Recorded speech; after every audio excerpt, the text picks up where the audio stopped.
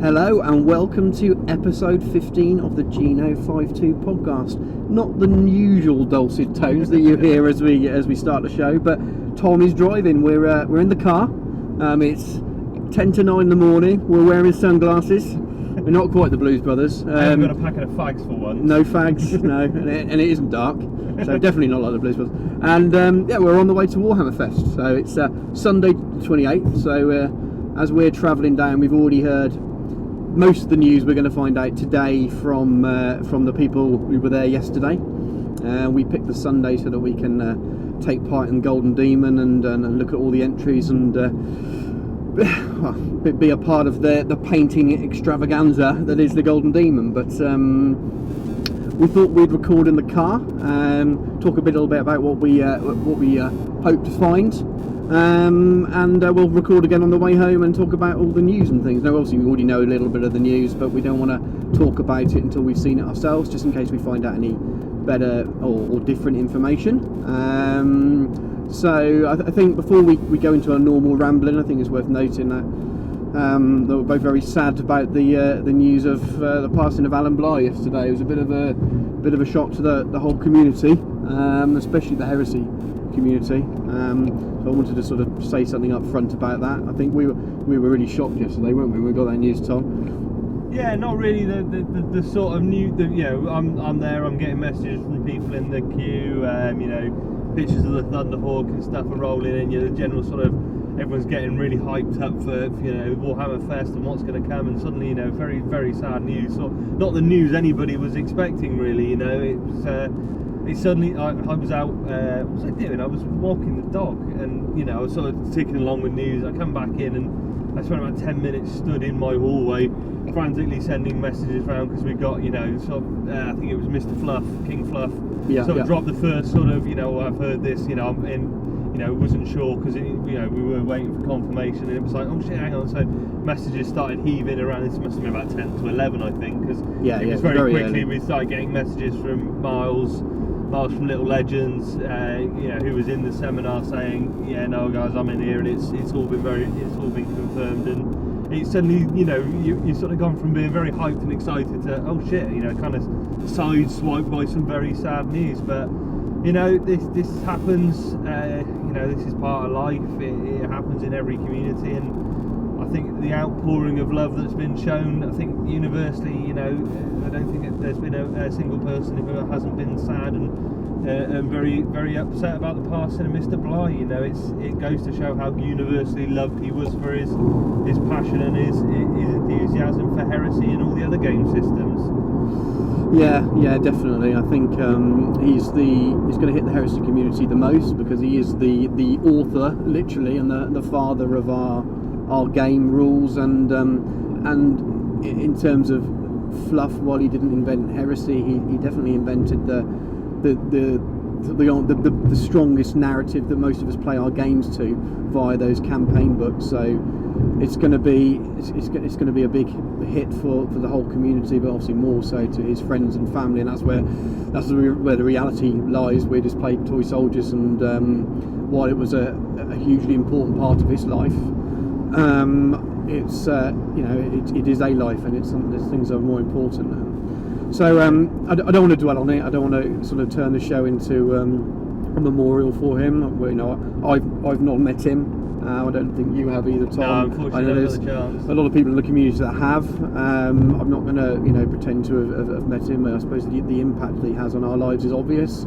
It's very, very sad, and I suppose that we'll naturally continue to pay tribute to him, playing these games and talking about his books and publications and things. But if you do want to read, there's a couple of really nice blog posts. ADB did a very emotional blog post that's well worth reading. Clearly very close friends, and John French and they were friends for a long time as well. Yeah. Went in mail order together. So two really, really nice blog posts. Well worth a read. Very, very, very well done. So they definitely sort of set the tone, I think, of how people are feeling. So yeah, I will put those in the show notes for people who haven't seen them, who don't use Facebook and things so often and aren't sort of hit in the face by this mass explosion of news every time they turn on their mobile device like we are. I'll put those in the show notes for those of you that haven't seen them. Have a read. They're really nice reads. It's quite sad as well.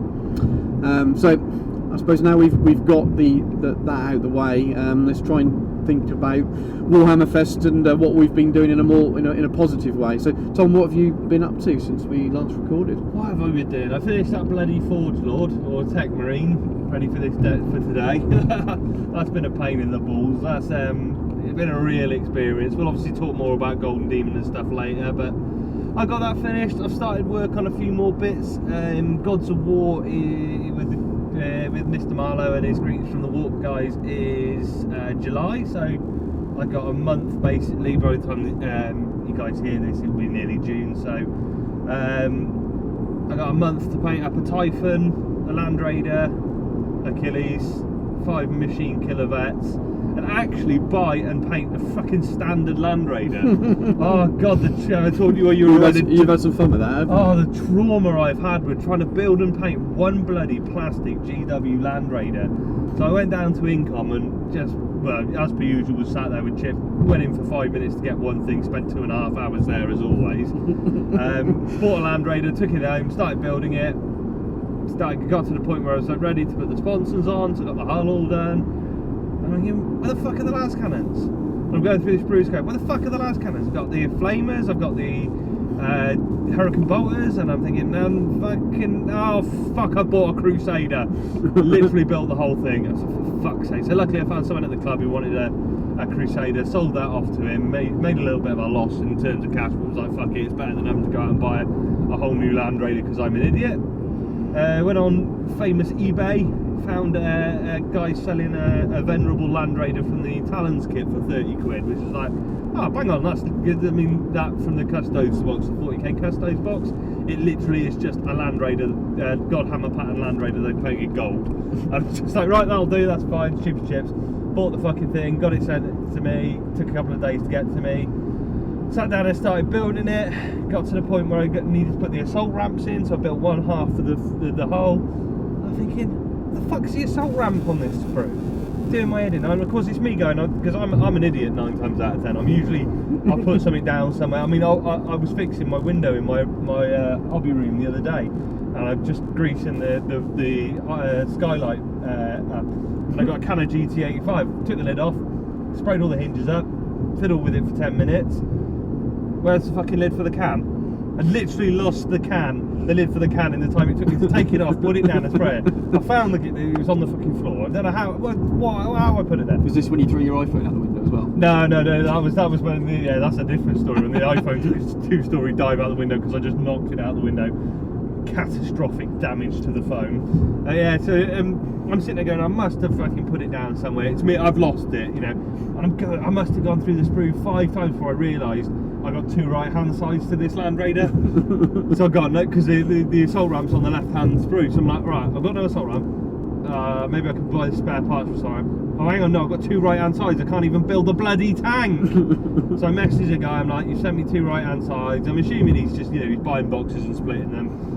Just like he'll have 2 left-hand sides somewhere. I'll post him, you know, the right-hand side back, and he'll and he said, no, that was the last one. GW must have packed it wrong. I thought, no, they haven't packed it wrong. You've packed it wrong. Fuck it, whatever. He was like, he was fair enough. He said, send it me back, and I'll do you a refund. So I sent him back, and I've done it. So I've successfully bought 2 Land Raiders so far, and still have no Land Raider.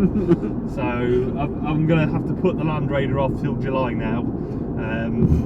So I'm probably going to have to, put the Land Raider off to July and speed paint that in like 2 weeks, ready for Gods of War. But I'll get that. If you've got everything else done, it's not as bad. That's so you can just do. I think if I can give me 8 hours, I'll do a tank from start to finish now because of commission work. Because I think if you know what you're doing, you know your blue, you know your process, don't you? Exactly. Just a pain because I'm doing the Typhon and I'm doing the Achilles now and the vets. It would have been nice to. I've just pre-shaded them all, so it'd be nice to I wanted to production line it and get it all done. And I hate having to go back and do it. I was thinking, this has gone off tangent a little bit. I was thinking about getting some more inventory for the solo. I was thinking of getting some axe dudes, and I thought to myself, if I do that, I'm going to have to paint them. Yeah. And I've already got painted 40 infantry using a process that's slow and annoying because they're fiddly infantry. Do I really want them enough to go through all that again? And it might well put me off, you know. Yeah. Anyway, that's so back to you. So what else have you been? That's because the other reason I wanted to get them rattled out and done is because my Mechanicum arrived. I've got a massive box full of Mechanicum that has all arrived for my next project, and it's sort of sat there because I want to get the Ultramarines wrapped up and tidied up and then done. So, you know, new models are sat there. I'm really excited. I've worked out how I'm going to paint them. I've got a lot of that done, and it's now sat there going, yeah, not getting done. I'm like, I want to get on and do it. So yeah, so the Mechanicum's arrived. It's all sat there ready to go. 30 Scutari, a whole ton of stuff. But we're going to cover future projects, aren't we? Yeah, later on in the show. So we're going to cover either later on in the show, maybe the next show, just depending on how we get on for time. We're going to go through projects and what we're going to do. So I'll talk more about them. I've been talking about them for a little while. I mean, everybody knows that next up on the list is Mechanicum for me. But yeah, so that's all arrived. What else have I done? Built more scenery. I built the Shadow Wars stuff. Picked up the three boxes that sort of make up the Shadow War kit. Yeah. From Incom. So I got those. Built those. Done a tester piece. Painted one up. It's quite nice, just as a bit of a break from Golden Demon painting to do that. So I've got all that to paint as well. I've got so much scenery to paint. That's it. I've got the next painting project is going to be doing scenery and Mechanicum alongside each other because I've got to get all this stuff painted for Tarsis. But it'll give me 2 really good tables worth of scenery, and I will probably have to buy a new mat as well. So, well, of course. Yeah, I've got to have a mat to go with the table. So, yeah, so looking pretty good. It's been a mech terrain. It's been a funny month. I've not painted a lot of stuff. I've painted one thing a lot, painting the Forge Lord, but it's been a sort of prep month, you know, getting stuff built, getting stuff organised, getting stuff ready. So finish your custodes as well, didn't oh you? yeah, I got sick and tired of staring at them on the table. So once I finished the Forge Lord, I thought, I'm just going to knock them out. They look fine. They're okay. They look great, man. There's a lot of things I did very basically. They're not going to be a force for me. I'm not going to spend any more money on custos than I have. I got one set with my Prospero. I think I picked a set up from you that you've got extra that were cheap. So I don't intend on doing any more than them. They're more going to be like filler units for me. I've got an Ixion Hail as well that I'll just convert, you know, either just build him up and run him as a shield captain just so I've got an HQ. Yeah. And then they're there as an allied force if I want to flavour something differently, you know, just to... Yeah, you crack them out in the old big game or something, you never know when they're going to be useful. Just to give me options, you know, different forces, different fields of a force, so... You fancy winning, you know, and that kind of thing. Yeah, I'm just going to take them in ZM and just smash everybody's face in all the time, so... Yeah, so that's about it. Yeah, so what have you been up to? So a lot of it's scarily similar, to be honest with you. I think as you build towards today, I'm prepping for Golden Demon, but I think I finished off a big Scutari project for a commission, and that was that wasn't too bad. It was quite fun to do, but it was quite a big job. It was a whole army job, so that had to be done really before I could really plough any time into anything else. And I set myself a stupid amount of work to do in May. I had a week in France, in the south of France, so I really only had 3 weeks to do it. So I lost a week's work, and when you're self-employed, you don't get paid, so you tend to fill the weeks around it with loads of extra work as well. I needed to finish off my 20 Velatari, which I'm like 99% done now because we need those for next weekend. Yeah. And then I finished off I did 2 Golden Demon pieces, which is crazy, silly. Not spent nowhere near as much time on them as I wanted. I think it's like 12 and 14 hours on the 2 pieces, which is silly, really, really silly. I should have, 4 or 5 times the amount of time. So they're nice character standard pieces, but they're not really the level that would need to be for Golden Demon. But I think, as I said before, and definitely in the last show, the reality was, if I spent more time with them, yes, they would be better, but I still wouldn't be anywhere near placing anyway, so it's not actually going to make any difference in the grand scheme of things. I'm not there yet as a painter, and I wanted to make sure that I went through with it and didn't use a lack of time as an excuse not to enter. Yeah. I wanted to, you know, from last year when I saw people entering and I realised that it was a bit more open than you expect with Golden Demon. I knew a lot of people entered before, but as it kind of saw people entering and walking away with pins and things that were I would say more normal standard painters, good painters, but not all show painters. I decided last year I'm going to enter Demon. There's no point in not doing it. Why not take part and learn? And so that's why I've done it. So I finished 2 pieces. I've got non-heresy related Bard the Bowman on a horse, on a nice little mini plinth stepping through some water. So if you follow us on Instagram, if you actually go to my Miniature Realms page, you'll be able to see that on there. We haven't posted it on the Geno because it's not heresy related. And then I've got an Ogrin fighting a World Eater. So that's quite gory and bloody, and that was really fun to do. So yeah, have a look on the Instagram, have a look on our Facebook, see our painted models. We won't be winning anything, but we'll be having fun entering those. I think we've both got different targets than actually thinking of winning. I mean, I think you're sort of targeting, you know, a pin. I think you'd be quite happy to walk away with. I'd be very happy with the pin. Yeah. That was my target. I don't know with the time I put into it whether I will. I don't know how the cut will work. Yeah. But I mean that's your. I've reevaluated that a little bit based on that was all I was ever going to achieve was a pin, and I'd have been over the moon. I mean, that's what you set a target for, isn't it? There's no point setting a target. A target of, you know, for you especially, just to say I want to finish a piece where that's not too hard. You knew you're up to doing that. Whereas say my target, I've never painted for a show. You know, just that kind of.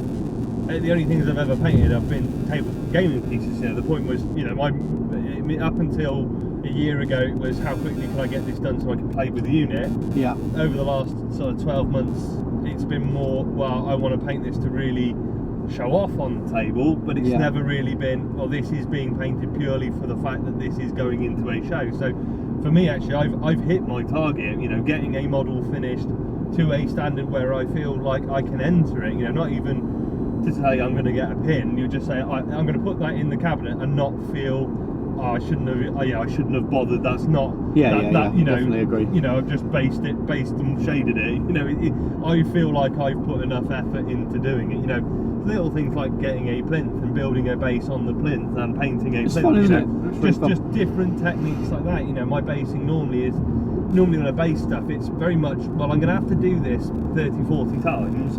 I need a basing system that can be repeated and relatively simply and you know, reasonably low cost. You know, I don't want to be building an elaborate base for every one of my 30 Secretarii, you know, but so building a more ornate, intricate base and, you know, thinking, well, this base has actually got to be a feature itself is, you know, it's those kind of things that I've never considered. So I mean if I walk away with a finalist pen, I will be over the moon and happy. I don't think I will. I'm happy that I've got to a point where I feel like I can put my model in the cabinet and think, well, I haven't done myself a disservice there. Yeah, you absolutely have. Yeah, I think you were right. I think that was when I originally decided to do it, that was, I suppose, a goal at that time. I may have reevaluated that when I left it too late to start both pieces a little bit. I'm not sure I refined some of the skills enough because I rushed things. Some of the highlighting on the fabrics aren't where I want them, aren't as refined as what I'd want them to be, and that was down to I really couldn't afford to spend an hour on each crease in the fabric, where I was sort of knocking out the whole fabric in 2 or 3 hours sort of thing. So I've had to cut corners, I suppose, is the reality of it, but they're actually nice pieces to look at. But we're going to see some incredible stuff, so we'll see how it goes. But I'm looking forward to chatting to some of the guys that we talked to on Instagram and on Facebook, and some of the guys we've met once or twice. I've been chatting to Cy Davies a little bit about his painting. He's done some really nice entries, and we've not seen him since. Well, I've not seen. I don't think you've seen many of them. I've seen him since Tarsus. It's been nice to see him again and have a catch up. So I think we're going to spend most of the day yabbering on to people. I'm going to go and smell the cheese from the 30k tournament, go and speak to Mr. Tom Willis and see how cheesy he's been. I mean, he did turn around to me, he did send me a picture today. I think after the 3rd round he was one of 3 or 4 joint top first. I saw something posted on Instagram about that. Yeah, Mr. Brains was Mr. Brains was 30k was up there as well, which was pretty cool to see them representing. But you know, it was good to see Mr. Brains. I think Steve and Pardo for the SM Battle Report posted up yesterday. He was 7th overnight or something. So Tom was 7th overnight, I think, as well. Overnight, I think he's come up against some fair. By the sounds of the Heresy GT, I haven't had a lot of time to talk to people about it. It's been very good fun, but very strong. I think the feedback I've had is lots of mech, lots of custodes, you know. Yeah. Which when you're it's playing, a GT, when it's you're a tournament, GT, and there's no, and they've built it. Haven't they? Yeah, and like we've always said, you know, like tournament playing is not my cup of tea. It's just not what I like from my gaming. That's not to say it's a bad way to play, and like I said, I had no retreat. It was a tournament straight up and down, and it was a great fun weekend of gaming. It just isn't what I choose to. And they've been very, and it's exactly, I think the guys from Sons of Heresy were talking about this on their last show. When you set an event up, be very clear about what it is from the start. Is this narrative? Is this a tournament? Bum bum bum. And cool, and then people know what they're walking into, and it's great. But yeah, no, it sounds like the 30k GT's going. I actually watched the Twitch stream of the game yesterday afternoon. They had Gary Hottrops start Mechanicum on against, and I apologise, I've forgotten the other chap's name, with his Questorus Knights list, with his clear, bright red, beautiful, stunning Questorus Knights list, and that's like a really fun game. You've got Scoria in the dark mech with a Porphyron sitting in the corner against a Questorus Knight household with a Porphyron sitting in the opposite corners, and these 2 Porphyrons were just sat at opposite corners of the table taking pot shots at each other, just blasting holes into things, and it looked awesome. It looked great fun, and it was really nice to see Heresy on the Warhammer TV Twitch again. You know, I'll definitely catch up on that on the recording. I'm subscribed to it, but I never get to watch anything live. The only things I get to watch during the day is Thomas the Tank Engine. I was lucky. I just happened to be I happened to be upstairs painting, and it was on. I thought, oh, great, I can sit and watch, because I don't subscribe, so I don't get to watch them back again, because I struggle to watch. Haven't you got a free subscription for your Amazon Prime?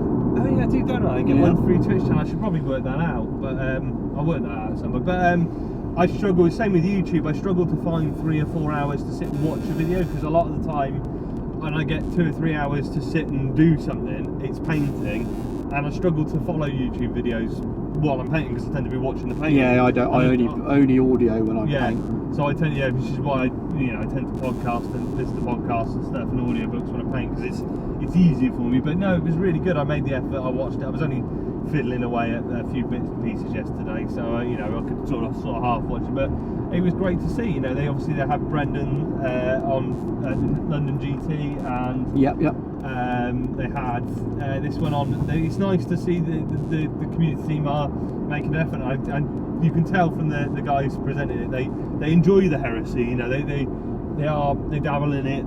They're clear, I don't think they're as up on it as they are 40k, which is fine, because they don't play it as much. But yeah, they're very honest about that. They clearly enjoy it. They like it. They really get into it, and they're getting there with it, and it's great. And I mean, you take a Questorus Knights list up against a Mechanicum army. I think the majority of even Heresy players would struggle to know the terms, especially with Mechanicum. I mean, I think again, Brendan talked. We've talked about this. When he plays his games, he does say at the start, "Do you speak Mechanicum?" Because it is a completely different language. I mean, even most people, when you play Solar and Militia, everyone's aware of a las cannon and a demolisher cannon and a las gun, and everyone's fairly happy with that. But when you start talking about Jins gains and machinator arrays and Cyber Ocularis and stuff, people it's so different. I don't speak Mechanicum. Yeah, I'm learning the binary. I mean, actually, one thing I've the Mechanicum really shows where Alan Bly really. I was thinking about it, because this is where one of the things John French said about Alan Bly is you can really see fucking wanker BMW drivers. You can see where Alan, the Mechanicum is one of those places where Alan really got to show off his talent. Yeah. He really went to town on the names and it really let his imagination run fly. So he's a completely different language. So it was really good. So it was cool watching that. Yeah, the Heresy. I've gone way off on a tangent now, haven't I? I've got no idea what I was talking about. Yeah, Heresy GT seems to be going quite well for people. Yeah, it looks good fun. I'm having fun. Oh, well, I might be over by the time we get a chance to wander around. Yeah. I think I've only got one game today, and we get there today. We've got to queue up, get our entries in, and then we're into the 412 seminar, and then we've got about an hour, and then we're in, hopefully, going to a painting seminar, aren't they? With Borgia, the 412 painter, which would be really excited about. And then it's going to open milling around, chatting, try not to spend money, chatting, try not to spend money, chatting, try not to spend money. So yeah, I think that's what we got planned really. So I can't think of anything else we've really done in the last couple of weeks. No, we've both been quite intense on Golden Demon, haven't we? We've been quite putting the hours in at the painting desk, trying to catch up really, because I gave myself a massive list of painting to do this month, and I've nearly finished 4 out of the 5 bits, and then next week, if I'm still going to class as May, I've got Tom, I think he's a listener, Tom's Russ and Walls to paint, and they're booked in for next week's bank holiday, so it'll be Tuesday and Wednesday, and that's pretty much what my the bulk of my weeks working next week. So if I get those done before the end of the month, I will have finished a crazy amount of work in May. So a whole Scutari army, 20 Velatari, 2 Golden Demon pieces, and a Primarch with wolves. The challenge is still on. It might not happen, but the challenge is still on. And then it's sort of, I've still got loads to do after that. I've got stuff for Freddie, again, bit more purple. I've got Kurt's Custodians. I'm going to do mine as well. Yeah. Not my 9 or 10. I've not got many, but so I've a bit like yours, do them quickly, sort of there on the cabinet. Yeah. And then then I can actually start my new projects, which again, like yours, we'll talk about in a later segment. So, just before we go to a break and we come back, probably on our journey home. Yeah. Just before we go to a break, just remind everyone that our shirt store is still up and running. We've sold a few more things recently, so if you've purchased any clothing from us, or a mug or anything different, send us a picture of you using it, wearing it, sitting near it, your child wearing it, your dog wearing it, your wife wearing it. Not in a suggestive way, we're not into those kind of things. Oh, I don't know. Well, it depends on the wife. Depends on the wife, yeah. As long as you're not my wife, you'll be fine. Send a. Sorry, she doesn't listen to this crap. You hope she doesn't. Send us a picture in, and we'll send you some stickers in the post.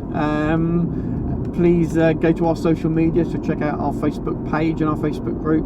It's definitely worth both looking at both. The page is more sort of general info we put out. The group's quite good for chatter.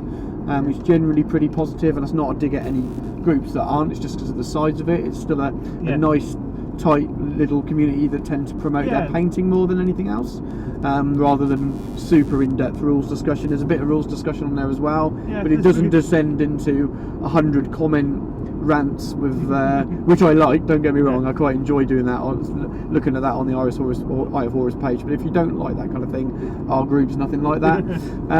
Check us out on Instagram, very big following there. We post up loads of painted pits.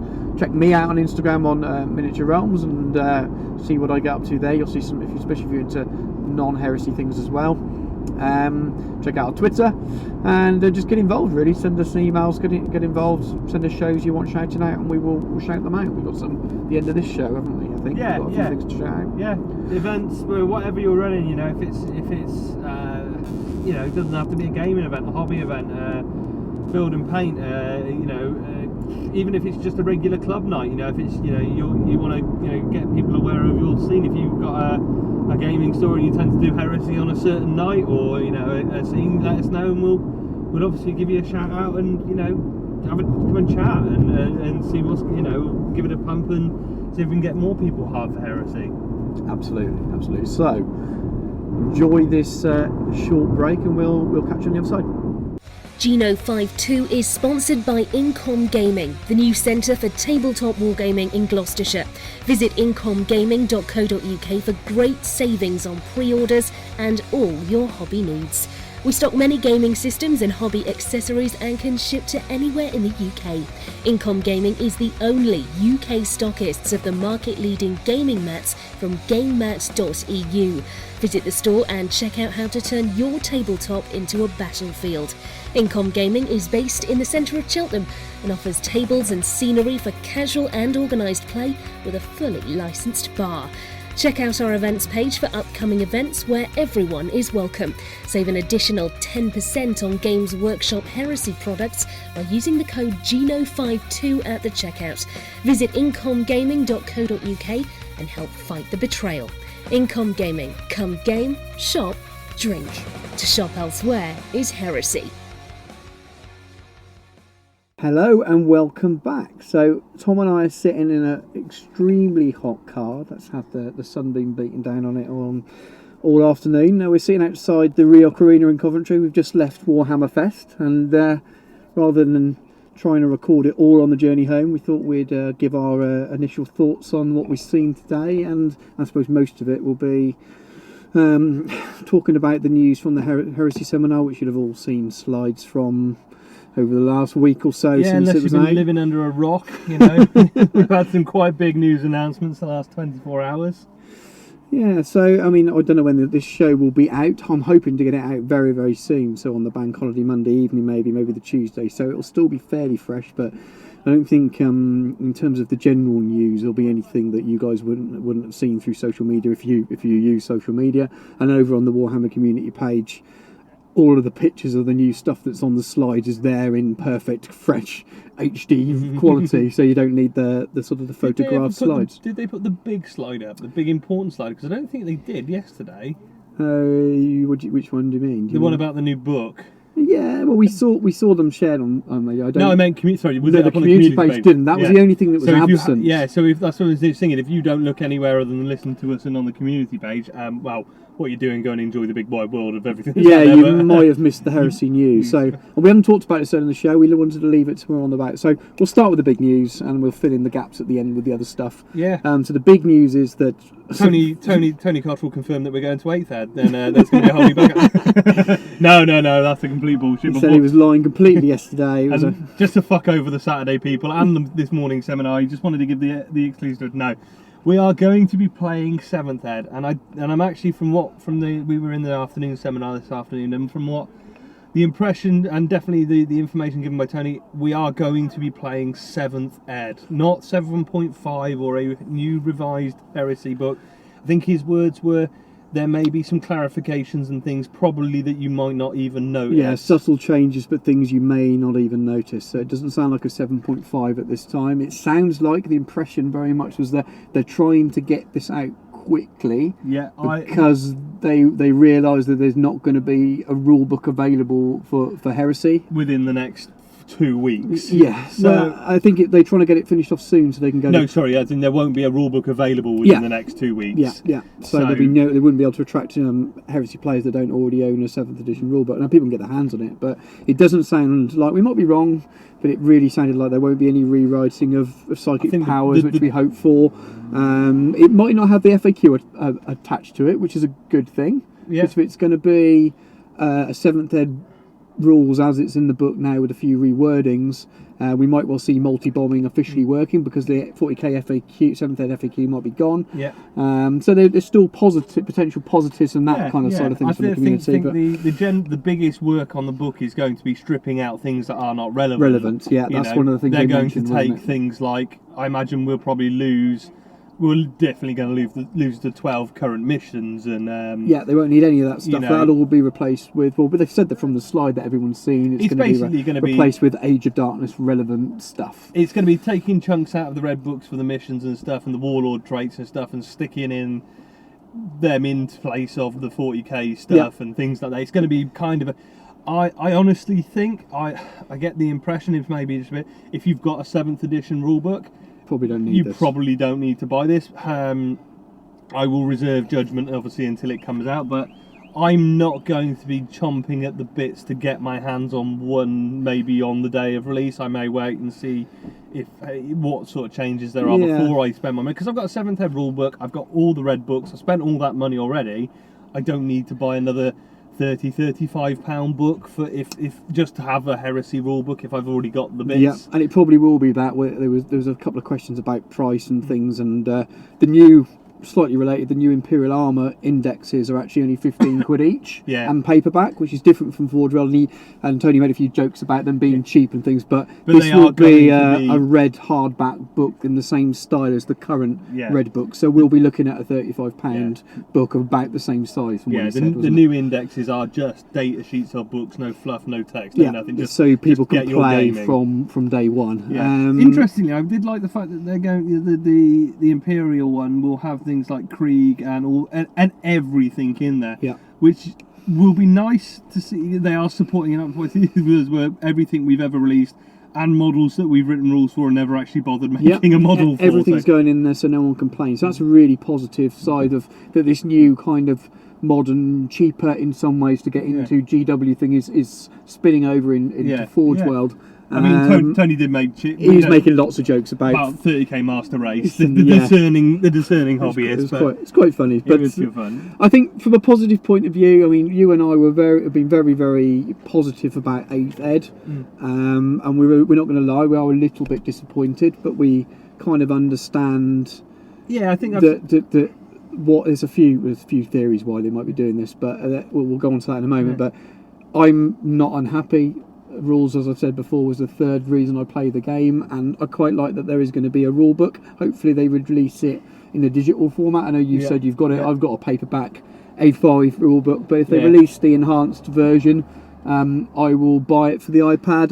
That'll help me, especially if it's got all the 30k weapon charts in there, replaced, just all that kind of stuff.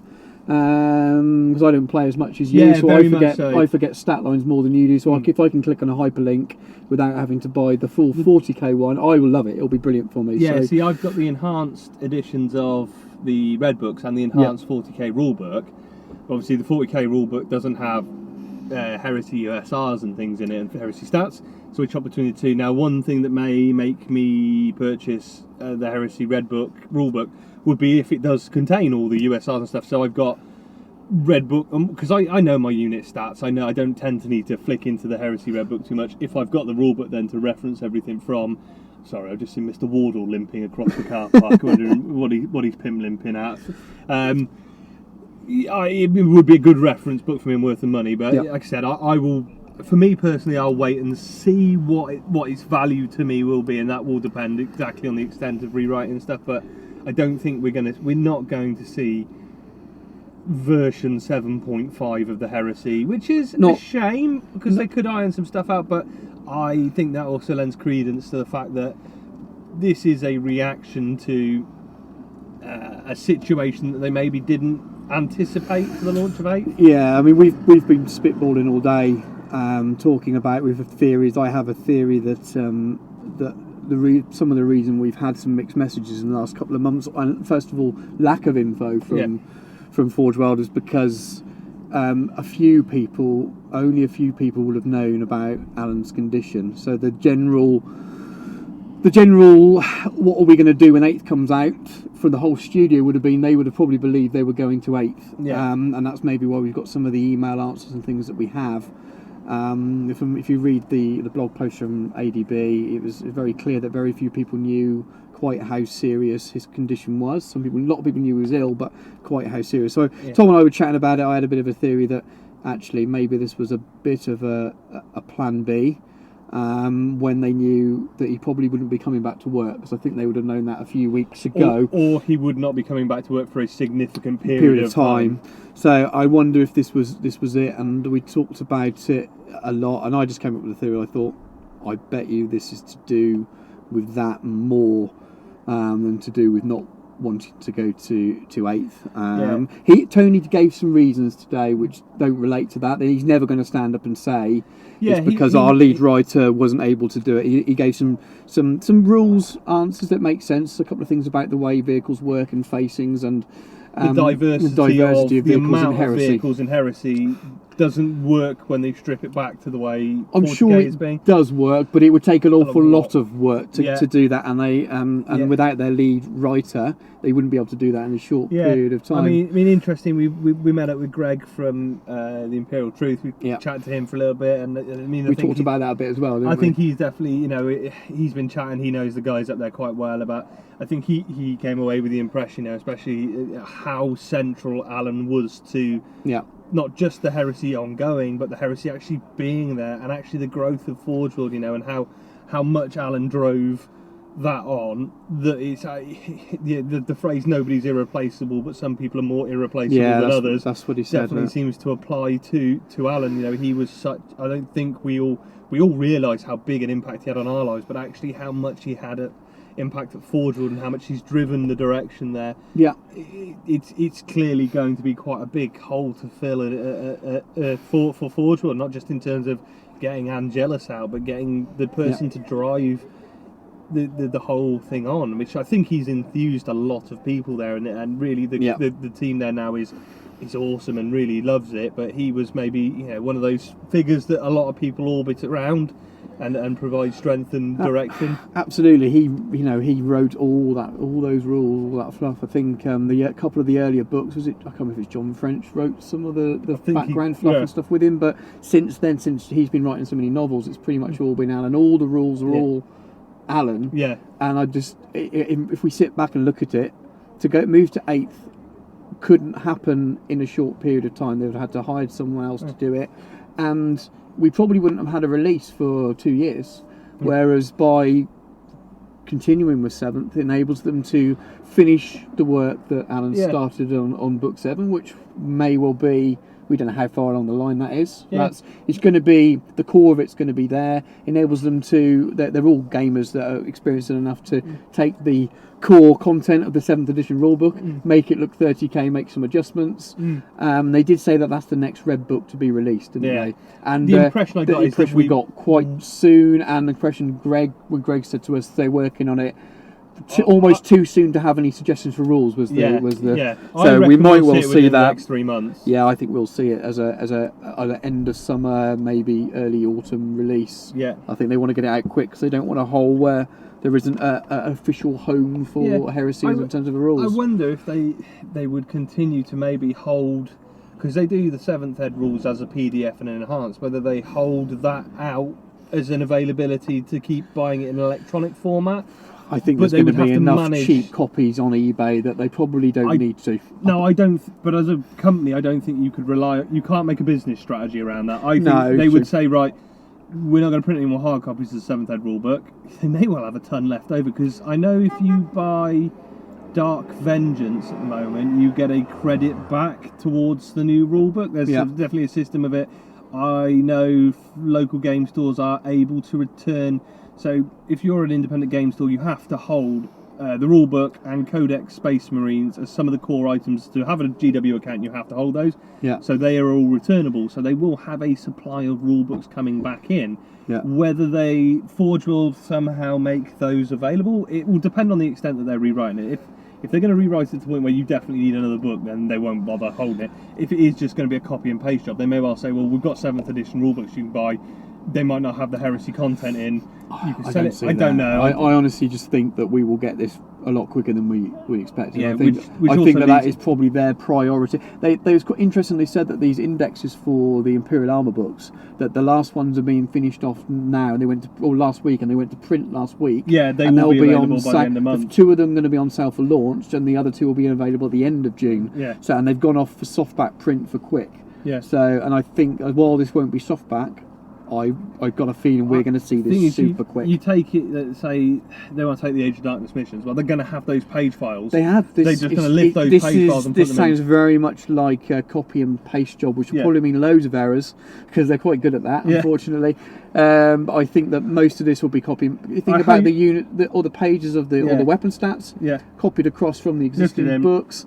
Hopefully they'll put the Shadow Wars and missions and things like that. That'd be nice. That'd be cool. A compilation, maybe, because you got the city fight missions. It'd be nice if they put more. It might only be the core 6, but I think we'll see those in there.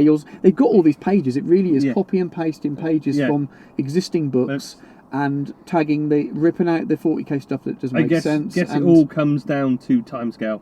How long have they got? Because we say it's copy and paste, but it's copy paste, error checking, editing, getting it formatted, getting it to a printer, getting a design approved, getting it to a printer, finding a printer with a slot in a print run to be able to print it. I think they give people tight deadlines and they get it done. It was in John French's blog post, and he talked about one of the Dark Heresy modules that they had 6 weeks to write it completely. Yeah. Two of them, and they were up all night. And it wouldn't surprise me if someone isn't given, and they're writing that from fresh, not taking existing text and editing it. Yeah. So it wouldn't surprise me if someone said, "You've got a month to produce this. We'll do a quick proofread and we'll go off to the printers." Knowing manufacturing, that will set the deadline. Their printer will say, "Well, we can print you it at this time," and that will be the deadline, and that way may well set where we get it, and that will print. Forge World Open Day, August 13th. Yeah, maybe that's what they're aiming for. That would be an ideal time, and I think they could.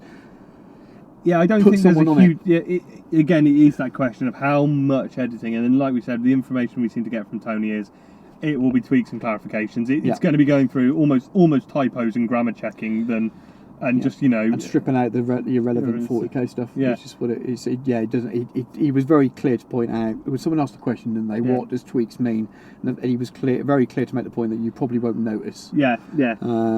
So that was really interesting. I think his buzzwords through the whole seminar was coming out soon-ish. Soon and soonish. And this was more of a kind of, this will be the next red book you see. So I think outside of those Imperial Armour indexes, I got a feeling this will be the next paper thing we see, the next book. Yeah, I mean, overall, I'm not, like I said, I think I've made this statement to a few people. I'd have liked 8th. I'm not sad it's staying 7th. I think we had a conversation, actually, one of the interesting conversations me and you had earlier when you were trying to avoid spilling mustard on yourself was I play regularly. I play most weeks Heresy. I find it very easy to... I've got a knowledge base. I know what rules do. I don't need to look stuff up very regularly. I check rules every now and again. I'm not saying I'm an expert on the rules, but I'm fairly confident with the rules. I understand the idiocies of 7th Ed. I understand how different things work. So one of the discussions I've had with another friend is cover, and he thinks the cover system is really stupid. It's not great, but I understand the difference. A infantry model, anything that's not a vehicle has to be in cover. You're in the vehicle. Anything that's a vehicle has to be 25% obscured by it. Now you can't, if you're not in cover as an infantry model, but you're obscured by it, you don't get cover. Now that's fucking wrong because I can shoot you through a building. If you're 6 inches back from a building, I shoot through it and you don't get cover. It's fucking wrong, but that's how it works. I'm not saying it's right. I understand. I've learned a lot of the intricacies of it. Yeah, it's different between common sense and abstract. And then if you like myself a little bit, you've played lots of different war games. Yeah. And you played different editions where things change. Your brain models them together. Yeah. And when I came back to Heresy, I came to Heresy, which is 40k really. When I came back to it, all my previous knowledge, apart from a couple of games of 5th, were from playing Fantasy and playing Road Trader and 2nd Ed. Yeah. So my knowledge of the game was from that. So when things were changed, your brain, your muscle memory in your brain is kind of diverting to those things. And because I don't play 4 times a month like you do, the odd little thing. The thing I find hardest though is not the basic mechanics. The thing I find hardest not playing all the time is remembering what each special rule means from the name. And that's why I would love to see this book to be a hyperlinked one, because I'll learn it in no time, because I'll click on the link. Oh yeah, of course. That's the issue, I think, is where a game bogs down is when you're having to reference, and for somebody like yourself who doesn't play all the time, doesn't have that kind of familiarity with the rules and how that kind of, you say what's Sunder, I can tell you the difference between Sunder and Tank Hunter. It's one of my favourite things. Sunder, reroll everything. Sunder is you can reroll failed to get a glance or a pen. Tank Hunter is you can reroll fails and glances to try and get pens. It's a very subtle difference. Now I know it. But the general gist of that mechanic is very similar. So for somebody who doesn't play all the time, trying to remember the difference between that, especially if you're playing with an Imperial Fist army who's got tank hunting, las cannons and Sunder on quad mortars, it's not always obvious. And this where we may have a problem in the future if they keep with their own rule set, because the more of the newer players will come into the game through 40k, and they'll think, well, some of these weapons have got the same name, but this game's complicated in a way that doesn't need to be, not in an elegant way. Greg definitely made that point, didn't he? He said, imagine you've got a mate who plays 40k, wants to come and have a game with you 30k. You say, great, you've learned 40k, yeah, as 8th ed. Yeah, great. Here's another fucking rule book, which basically tells you how all the most of the things you've already got do things differently here. Yeah. You know, I'm used to hitting a tank. Well, I know that if it's armour, it's toughness 8 and I've got a 4, and 4 gun, that's very good. Well, hang on, no, it's armour 14 that. Well, what does armour mean? Yeah. I don't fucking know what an armour value is. It's going to, I think I said to Greg, it suits the people who are playing Heresy at the moment better. Yeah. It suits the players who know the game and know the system at the moment. It will suit anybody who's played 7th ed. If you've come in fresh at 8th, you're not going to. Now I wonder, and I'm literally, as I'm thinking this, if you're coming in fresh to 8th now, you're going to come into a GW store. How long is it before you discover Heresy? Yeah. Before you move into Heresy, and maybe you've been around long enough to understand and have that explained to you, it's not going to be so fresh. It might not be a problem that actually comes in the short up, term. I don't think it'd be too much of a problem. Again, Tony didn't give me the impression that this was a permanent. We are going to do our own rule set forever. No, His was the foreseeable future. Again, a lovely vague thing that says I don't really know. I'm positive maybe we get version 1 Heresy now. Yeah. And then we get version 2 Heresy maybe in 2 years. And version 2 Heresy, while still retaining the Heresy flavour, has a lot more of 8th ed in it. Maybe we get rid of the Tuwoon, the Tuwoon chart. Yeah. Disappears to I very much like the. Are you double their toughness? Yes, 2. Are you greater than their toughness? It's 3. Are you the same toughness? 4. Are you weaker? 5. Are you less than half? 6. The wounding everything thing. Now, in Heresy, that actually would make a massive difference, because you're not going to get your lasgun blowing up your Spartan, because you've still got armour values. But it essentially does what that table does anyway. You could but in slowly a much simpler bring way. changes in. If this became an Age of Darkness edition 2, you could slowly bring some changes in, and it could happen that way. And I think in many ways that's what a lot of people would have wanted. Yeah, we could you could. It's like tables, the Tawoon tables and stuff, and the to hit ballistic skill 4 is a 3 up to hit. Yeah. Why do we put ballistic skill 4? We have our reasons, but it's a 3. We can modify that table. There are things that could change to make it easier without losing the complexity of it. Yeah. That maybe version 2 Heresy could adapt successfully, and it might actually work for the better, because we might get 8th ed comes out, the broken things in 8th ed that don't work get revised, and version 2 Heresy takes all the really good bits from 8th ed and says we're going to take the best bits from 8th ed, the best bits from Heresy, combine the two, so we've still got a really in-depth tactical, and Heresy becomes a true advanced 40k. You've got your 40k rule set, your 8th ed rule set, where it's very much not, I won't say simple because it's not simple, very user-friendly interface, and then Heresy adds a level of complexity onto it for your advanced gamer. We play with advanced models. They do say they keep talking models, about that. It's definitely aimed at a slightly more mature market. Yeah. It would all make sense. I think it's safe to say we've got a couple of years of this. Yeah. Book 8 is definitely this new Age of Darkness 7th ed edition, whatever you want to call it. And then I'll only have one more Legion, and I know most of the community would be desperate for that to come out with 7th ed compatible rules. And then they maybe look at it and say, and they won't want to do it straight after. If you think of some of the things Tony said today about the Imperial Armour book, so the Imperial Armour book that they've announced a year ago, what was it called? Sorry, Fires of Cyrax. So they announced it a year ago, and the reason it hasn't been out is because they knew about 8th, and they thought it would be silly to bring a book out. They invalidated, and that was his rule. They didn't want to invalidate your rules straight away, so they are still working on it, and it's now being sort of tidied up, and will be launched as the first proper Imperial Armour book of 8th ed. Yeah. So I don't think that they will, even if they brought book 8, let's say book 8 comes out, that's February. 7th ed, I think they're going to leave it best part of a year before they even look to do any changes to the core rules again, based on what you said there. So we got a couple of years. Well, I can see we get book 8, 7th ed, book 9 a year later, so we're 2 years down the line, and we've got all the legions, we've got everything we need to play Horus Heresy, every army as 7th ed, and then would be the time to say, Alan's replacement, whoever that happens to be, will have been there long enough to get used to it, and hopefully they would be in a better position that if they needed then to adjust all of these Legions rules into a more 8th ed type of set of rules. 8th ed will have had a year or two to bed in as well, so that'll be a refined game set as well. we're almost, you know, it might actually be the better for Heresy that we get the best of everything. Potentially, yeah, absolutely. I'm a bit, you know, I'm not going to play 40k, so I'm a bit sad I didn't get to. I could do. There's nothing stopping me going to play 40k. So I've got two bloody great Marine armies that we could always. Yeah, we can have a little go. I'm not really. Yeah, it's when I play a game, I kind of really like to play it properly or something. So I probably, because it's going to be so similar to Heresy, that's what would stop me doing it. I'm more likely to go and play AOS as a if you another wanted game. to play that rule set. Yeah, so I will put that to bed and not worry about it and carry on. It's not changing our plans Basically, anyway. We'll Heresy continues as if none of these bloody Primaris Marines even exist. We're staying in the more adult, refined millennium. Because as nice as those Primaris Marines are, they are not Heresy. That mark of armour was not around in Heresy, so we don't want to see that on the tabletops. Yeah. True scale, I can see, but I think Mr. Convert Jack, it well. Mr. Jack from Anvil's Economist, he said, you're gonna.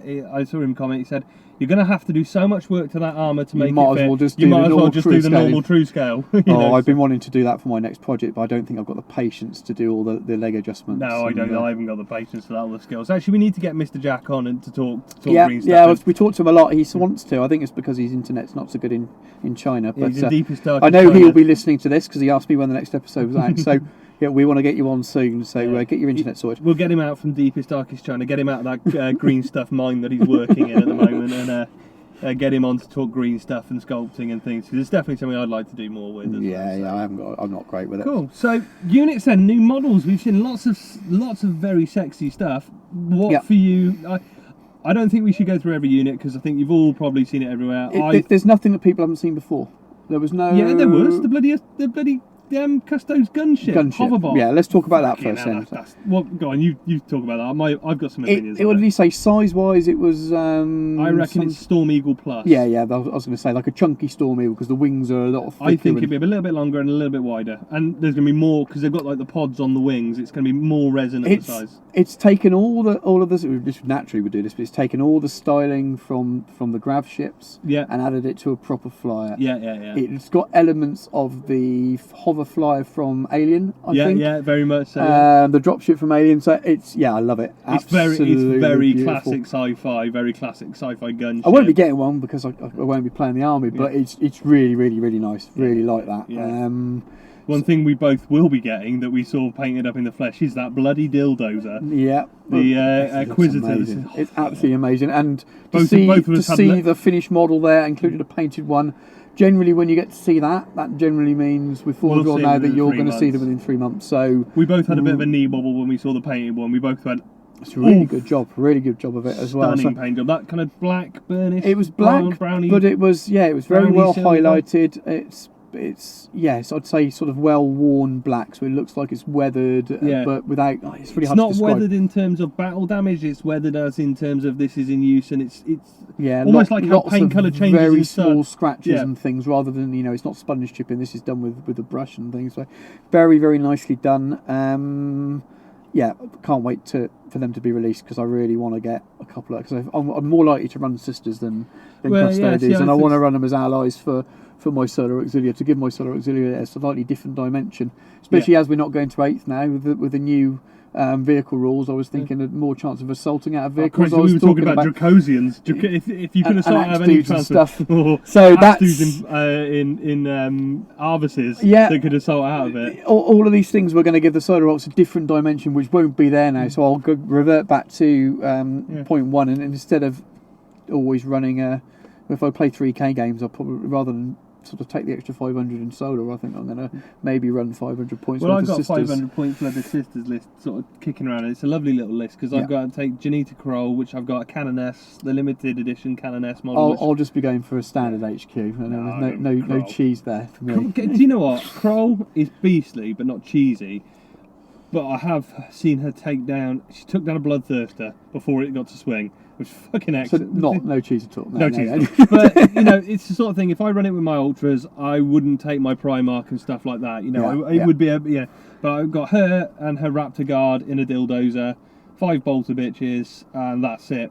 And that's literally a 500 point detachment. I'm looking at my Ultramarines now. I've got a core force of about 3k. Yeah. I want bolt-ons. Yeah, so yeah. I've got those 10 custos that I've And made. you've got strap-ons there. Yeah, I've got like bolt-ons and strap-ons. They become a strap-on rather than a bolt. So I can just drop chunks into my army to change, you know, taking the Primarch out affects the special rules across the army, so other things change and I don't use certain units, so then that manipulates the list and bring another chunk in that needs another bit to support that. It really changes the flavour of the army, so that's what I'm looking at now. My Typhon and my Land Raider squad, two Land Raiders, will change the feel of that army dramatically, so I can move about how I play those ultras without having to specifically build an entire new list. So no, I'm that quiz the Acquisitor Dildozer is fucking sexy. Yeah, absolutely. That will be one of the out of all the things we saw today, will probably be the only purchase I make of those. As much as there's some beautiful models, some of it was custode stuff, the custode stuff, wasn't it? Some of it was. I like the new Sicaran variants. I just don't see me. They're interesting rather than just they haven't gone straight on my shopping list. No, I don't. Especially if the it will depend to me if I can buy the turrets. Yeah. If I can buy a chassis and buy the turrets, you can swap them around. I can and even if it was, let's say, 70 quid for a battle tank at the moment, and then 30-40 quid for a couple of turrets, or maybe I don't see that. Buying the turrets, I'd be surprised, but it would be great. It would be so really that good. I can buy even if I had to spend £150, but I got like 3 tanks out of it, 2 tanks out of that. Yeah, would be great. Great for me. I'd quite like that from a fluff point of view, especially in events where you can change your list. You can imagine them being on a drop ship or something. And go, look, we're up against a high armor army. Right, let's swap your weapon. Tank destroyer in, or let's drop in. Let's put a different weapon on the top, and you just imagine that happening just before preparation for battle. That's got like the Scorpius missile launcher on top, because Scorpius is already a dick. Well, tank. but I was thinking about that. So your Scorpius, how do you normally use your Scorpius? You just park it somewhere, don't you? Yeah. Do you need a fast tank? We don't know what the rules are going to be like, but do you need a fast tank for that? It will be if you can move it and fire the D3+1 shots. Because that's going to be horrible. That will be horrendous. It will be horrific if it's moving 12 inch. Because that's the thing with my Scorpions. You have to place them carefully. Because the 48-inch range is still good, but you will have patches where you can. And because you're generally burying it in cover as well. I wonder if they'll scatter a little bit extra to make up for the fact that they're moving or something. I wonder if it would be more like a suppression bombardment. So whereas the Scorpius is like, it's fairly well targeted. It's still a barrage weapon, and it's still lots of missiles. Whether it's kind of like almost like the machine gun version of a rocket launcher, it's kind of spray and pray. It might have 6 shots, but it always full scatters or something. You know, but it can move 12. It's just kind of more like we just drive 3 of them down the centre of the table and just like a wall of missiles. But what are the other variants? Was there a rotor cannon one? Yeah, there's the one with the Punisher Gatling cannon thing on the front. That's the one I like the look of most. It looks like an A10 cannon on the front of it. That's the one I like the look of. So visually, and I didn't like the look of the plasma ones. The plasma ones, they look too long. I'm in an iron all weekend about what I think. I think they're too long. Yeah. They need to be. Again, we haven't seen this one in the flesh. They just look like they just look too big, too long. They look like somebody's gone, slap that gun on it, rather than it being designed. This is where Andy's homebrew ones that he came up with. Oh no, Mr. Keynes, don't call him. Sorry, all wrong one. So yeah, this is where he's probably the better in terms of the radio plasma cannons. Yeah, and they're much shorter. They fit the scale. The whole scale of it's smaller. It's probably about 50% smaller. Yeah, they seem to fit better. They look a bit like someone's got a Titan gun and gone glue it on the top of the thing. But again, I reserve judgment till I've seen it in the flesh. Because it's. Somebody asked me about the Valdor, what did I think of the Valdor render? And I've got to say, I'm not a fan of it at the moment, but as I said, look, I've seen a 3D render, which is obviously probably quite early, of a section of a model which is probably 1 centimetre by 1 centimetre. Yes, on that screen it looks massive, but actually when you think about it model size, it's a tiny little bit. It's very, very hard to make a judgment on whether I like it until I looked at it and didn't think anything of it, but then it's going to look so crisp and impressive when you see it. So it's almost like a thanks for that, not too worried until we see it. Yeah. I think a little bit of that, because I think even Tony said it, like normally at the end of these seminars we've got a Primarch to show you. Well, we haven't. We've just done our Primarchs. We need something something big to show what have we got? Well, we got Valdor at CGI point. Well, let's do Valdor because that's what we've. It felt more like they showed us it because that's what they got rather than they were ready to show it. Yeah. It was very early. I don't think we've seen anything that early before. No, it wasn't even 3D sculpt, 3D printed. It was literally at the computer design stage. Which makes you. But did you see the leak on the leak page on the Warhammer community, which was the painted, looks like a lion's pelt that people were speculating that it might be the lion or it might be. It makes you believe it's probably got nothing to do with Heresy whatsoever. Because they maybe if they did have a Primarch to show you, they'd have showed that. This has been kicked around. The Dawn is fairly well into his sculpting process. Yeah, that's the rumour from this weekend, isn't it? Yeah, not likely to be seen anytime soon. I maybe previewed at the Forge World Open Day. Maybe. Yeah. That was very much a kind of. He didn't even announce it. He said if you go and speak to Mr. Egan, he will potentially tell you what he's working on. But the rumours from yesterday were he was working on Dawn. Yeah, so I think we won't see him soon at all. Yeah. What else? If Dawn might be the Christmas, the puzzle they normally do. Yeah, that's potential. Dawn could be Christmas. That's potential. They were going to do. He's going to be. I think his base is going to be modelled on a dead Alpharius. Spoilers. No, I think he's going to. The rumour was that he's going to be very static and not in a duel. Oh, okay. I think Swedish Chris was saying he's going to be stood on a dead Alpharius. Just to trigger some fools. So what else did they say? They talked about some wolves, didn't they? Some no pictures or anything, but not until next year. Maybe Christmas, but probably not until next year because so. You've always got to add 3 months onto any release plan. Well, I think even Tony was quite honest. He said it. I think at best you might see them at Christmas, most likely next year. But that'd be cool. Forge World Heresy Weekender, lots of new wolves previewed. That would be really cool. I'd rather see lots of Dark Angels and Blood Angels then. Otherwise, they're slowly going to get behind on those releases as well. Yeah. But what else was there? There wasn't. I've got to say, there wasn't a huge amount of new Heresy stuff, which is not surprising because that is a GW Heresy weekend. Yeah, I would rather see more stuff at the Weekender than this is a Heresy. We got a Forge World Open Day coming up in August. So we might see some more things then. Yeah. Hopefully, I can get along to that. You can't. You definitely can't go. If not, we'll get some spies there to report back for us. But I think we might know a little bit more then. We'll get a few more concrete things. Yeah. But that was it. Have we missed anything? I don't want to go into too much detail because people have already. I'm aware people have seen this a lot news, of it. And we're talking about the slides that people have seen that have been shared on all the other podcast groups. We understand that you guys listen to a lot of. Most of you listen to at least 2 or 3 podcasts. And you're probably in a couple of Facebook groups, so you've probably we're probably your reserve podcast for when you've run out of the other ones. But and we don't want to repeat information too much. We wanted to give our kind of impression on it. Yeah. So what about the rest of the show then? We didn't even get round the 40k bit. Because we were too busy talking to people. Yeah, it was good to catch up with a lot of people. Seen a lot of people that we've seen over the last year or so, and people we've chatted to. It was just Pete and Dan, and we met Mr. Marlowe and Liam. Liam from Phoenix Commissions. He's going to badger him and come on and talk painting with us. Yeah, we're going to have a Liam and I are going to have a commission whining session. Yeah, moan about customers. Who else have we bumped into Mr. Tom Willis, whack player number 1 with his dirty Empress Children. Met the guys from Geeks Wargaming. That was nice to meet them. And generally, no. David, you mentioned David. Wave to Mr. Brains. He was busy smashing people's faces in. No, good to see him. So it was cool. We had a little. We watched the painting metal seminar. Yeah, we wanted to see Borges' seminar, but we couldn't get to the first Heresy seminar, so we kind of had a bit of a clash. Fucking quarter to 10 we go. We thought, we're organised, we're on time. Turns out it was open since 9 o'clock and it's opened early and everyone was already in there, so we'd missed a slot. So we didn't have to go to the seminar, but we wanted to go and see Mr. Castrol talk. So we saw that. So we missed Borgia, but we got Mr.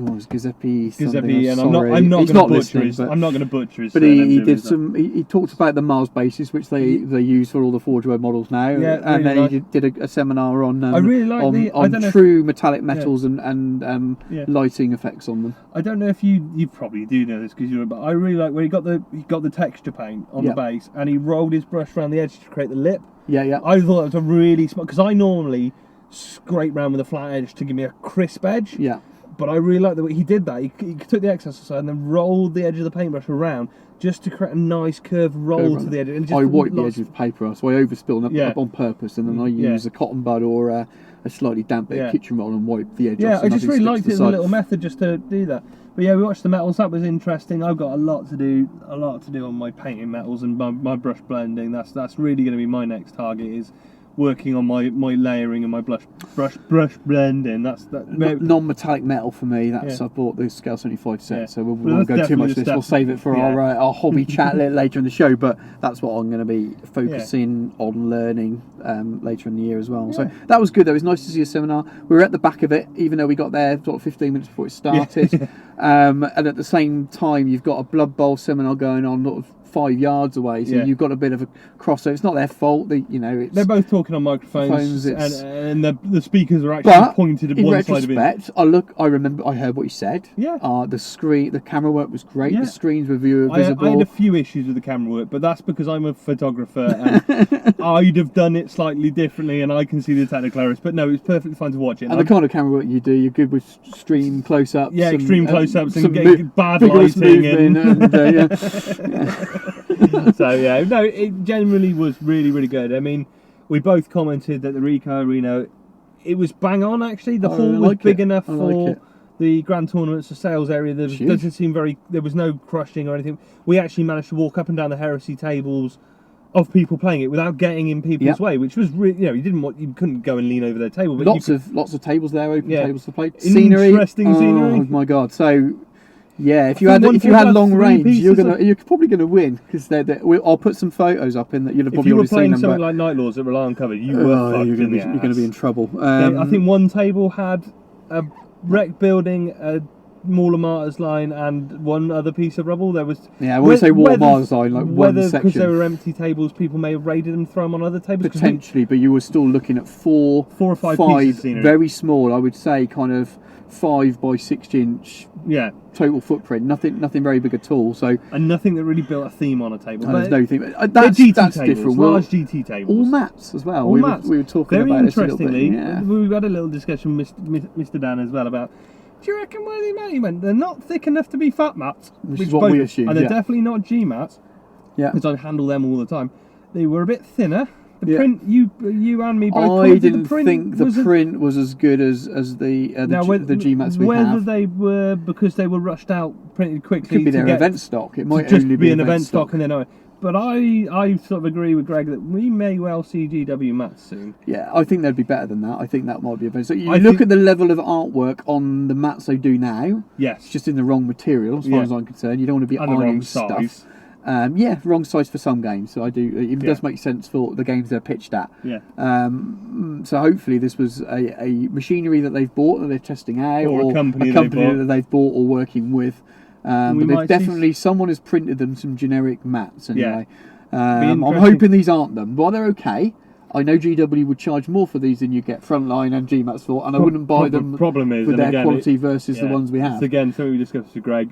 They'll put them out. People buy them anyway. They don't need to produce the best mats out there because they don't need to, but they do normally produce some of the best quality terrain out there. We can say the price is high, but usually you can say it's the best. Yeah. Apart from their paint range, which is good but not the best. Their paint range is designed to be worked with each other and not require artists to paint it. Yeah. You'd say like we chirp on about Scale 75, and I was talking to Dale in the club, and he was looking at it, and he was like, oh, so I instantly gave him the look. When you paint with them the first time, they're thinner, they come out flat. Remember the sort of preparation for don't be surprised with these because these don't paint like GW paints.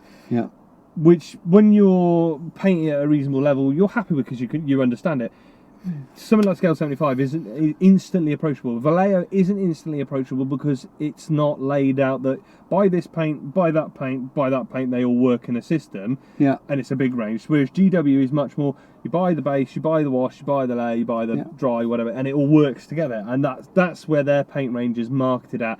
And yes, dropper bottles, all the shit that we talk about normally. I love their colours. I don't like the other aspects of it. Though I have found I don't know if you've put a few stuff in dropper bottles, that it holds better already. Even Oh just God, by, yeah. They think they come out a bit thinner Yeah. after well shaking them. So it's not just the fact that they're. It's just seems to change the consistency of them completely. Every time I want to use a GW paint now in my airbrush, I'm decanting it as I go.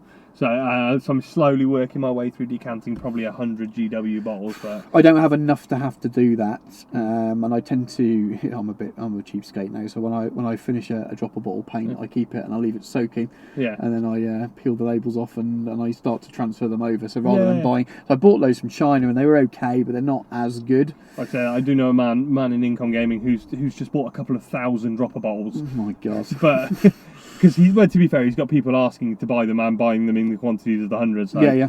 I'll just when Chip's not looking, run upstairs and just empty a bag and run out. Leg it, bye. So he doesn't listen, so he won't know that you're about to rob him. But we've gone off on a tangent a little bit there. But yeah, I think they've definitely got them made somewhere, which means that they appreciate mats are the way people are going. Especially otherwise at least at the event level, they've realised that if they're going to do events at this size off site, they need this. They cannot be transporting. But how many are they going to do? That's the other thing. This is the only event they do off site. Yeah, there's that, but I'll be a bit cynical for the price that GW probably pay for them and the budget they're bringing in. That's probably for their it's probably a good expense for their events team, but you think about how much money people have paid to play in that GT, they'll have made the money back on that. I mean, to be honest with you, looking if they do go down making mats, is it cheaper at Warhammer World to keep replacing mats and having mats on those tables than it is to pay staff to paint those boards and constantly fix them? That means they can concentrate on just the you could see if you could see if they launched it suddenly one row would become mats and then maybe 6 months later another row becomes. And you keep the other things for feature are great and they look great, but chat every with other Mr. Brains about this as well. Mr. Brains about visually, when you're trying to create a visual impact, they look fantastic. So Forge World tiles, the GW tiles, as a visual image, they're fantastic. You playing a game on, put a model on them, roll dice on them, especially the fantasy style one, the one with the hills. Yes, everything slides off it. It's awful, and I like the 40k one. I love the city one. Yeah, but again, you roll a dice and half of them are stuck in covers. You need to use a dice rolling box or something like that to do it. But we mean at the club, it's been a godsend at Pork Chop because you get there, you grab a table, you throw the board down, throw a mat out, throw terrain on it. Fantastic, done. Great, and the storage issues and keeping them stored and stuff, just a million times better than what using Realm Battle tiles. But yeah, so that was interesting. Definitely a talking point. What else we got to? Golden Demon was fucking insane. Yeah. We're going to talk about that more, I think, when we do our hobby section. Yeah, but so we won't go through the results and stuff. But let's just say that it was batshit. It was amazing. The standard was very, very high, and the winner was someone it was the Nagash that took a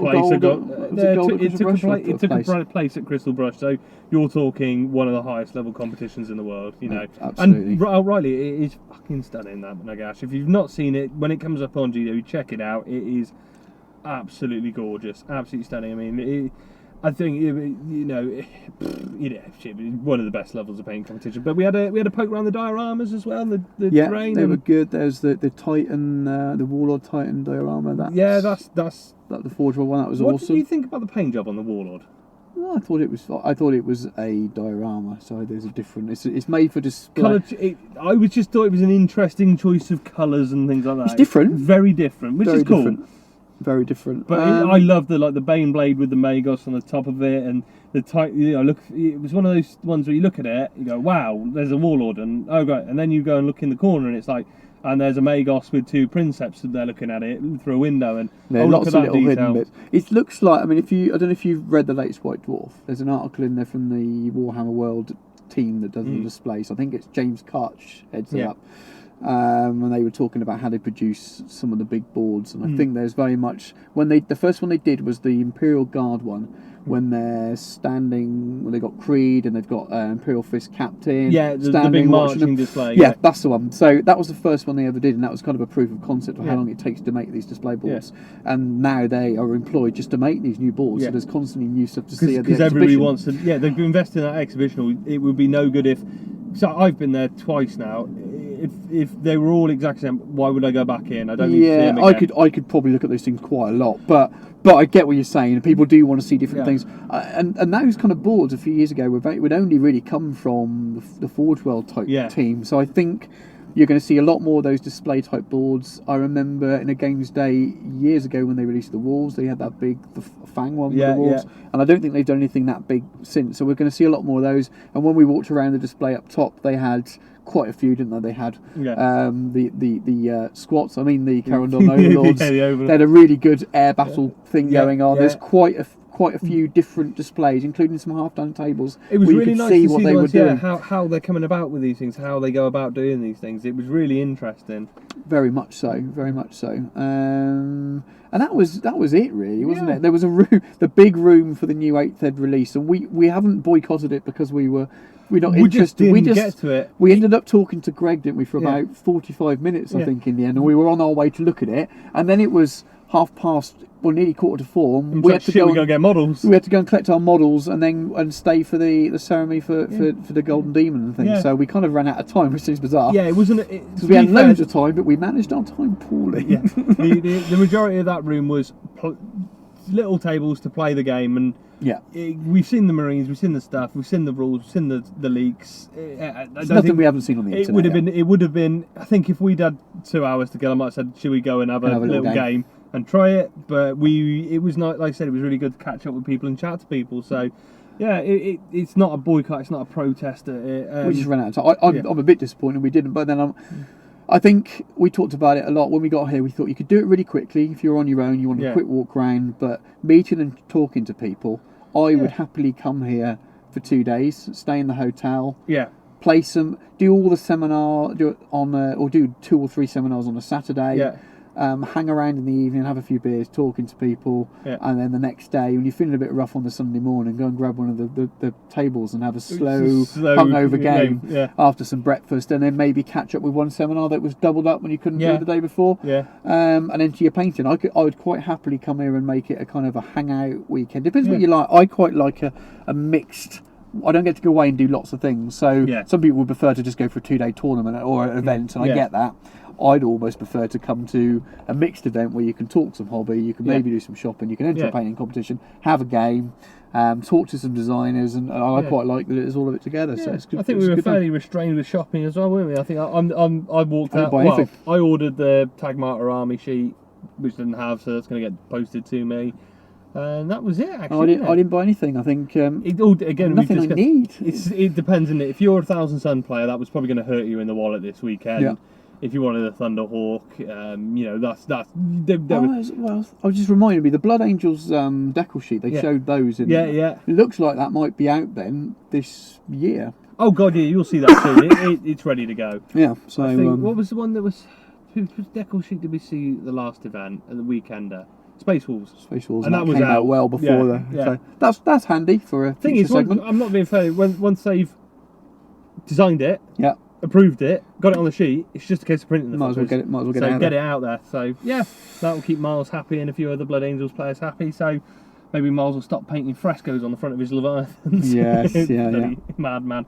So generally, I never did a Games Day. This is my first Warhammer Fest. I really enjoyed it. Me too. Very, very good. Right then, so shall we go to another break? Yeah, sounds good. And we'll come back with some. We'll talk Golden Demon in our hobby section later. Cool. See you on the other side, guys. Lord Marshal Great, sir. Legion reinforcements now visible on the left flank. About time. The wolves, I see. No, sir. Ultramarines, sir. But they're wearing grey, Proclamator Fennec. Fox message said new recruits, sir. No time to paint armour. All Legion reinforcements to the right, sir. Thank you, Fennec. Good to see the scars correctly presented. Sorry, sir. It's more Ultramarines. New issue armour. Prime white. No time to paint, sir. Shocking. At least the Raven Guard are in black armour. Sorry, sir. That's more Ultramarines. For Emperor's sake, fox them and find out why. Yes, sir. Apparently, also new armour, sir. But the sergeant says it's okay. Their eye lenses are red, and the bolt guns are silver. He said 3 colours minimum, sir. What the? Get on the Vox now and tell them to contact Miniature Realm Studio. Miniature Realm Studio, sir. Yes, Fennec. Miniature Realm Studio offers a commission painting service, competitive rates, and a range of painting standards to suit most budgets and requirements. Yes, sir. Very good, sir. I suppose they do say that fully painted is for closers. What does that even mean, Fennec? I don't know, sir. No one really does, sir. Miniature Realms Studio can be found on Facebook, on Twitter at Miniature Realms, on Instagram at Miniature Realms Studio, or just drop Stuart an email at miniaturerealmsstudio@gmail.com. Hello again. So we're back with our regular bullshit and bad hobby advice section for 30k. So today we're going to be talking about the Golden Demon at the Warhammer Fest. So it makes sense that we talk about Golden Demon because that's all we've been talking about, really leading up to this show a little bit about the painting that we've been doing for it. So I mean, overall, Tom, so what are your first impressions of the Golden Demon painting competition? The overall impression was it was bloody amazing. The stuff on display was insane. I mean, there's stuff that at maybe a smaller demon would have finaled, would have taken, would have taken pins easily that didn't take pins. You know, I think the level of stuff that was at the top that was going to win maybe wasn't massively increased.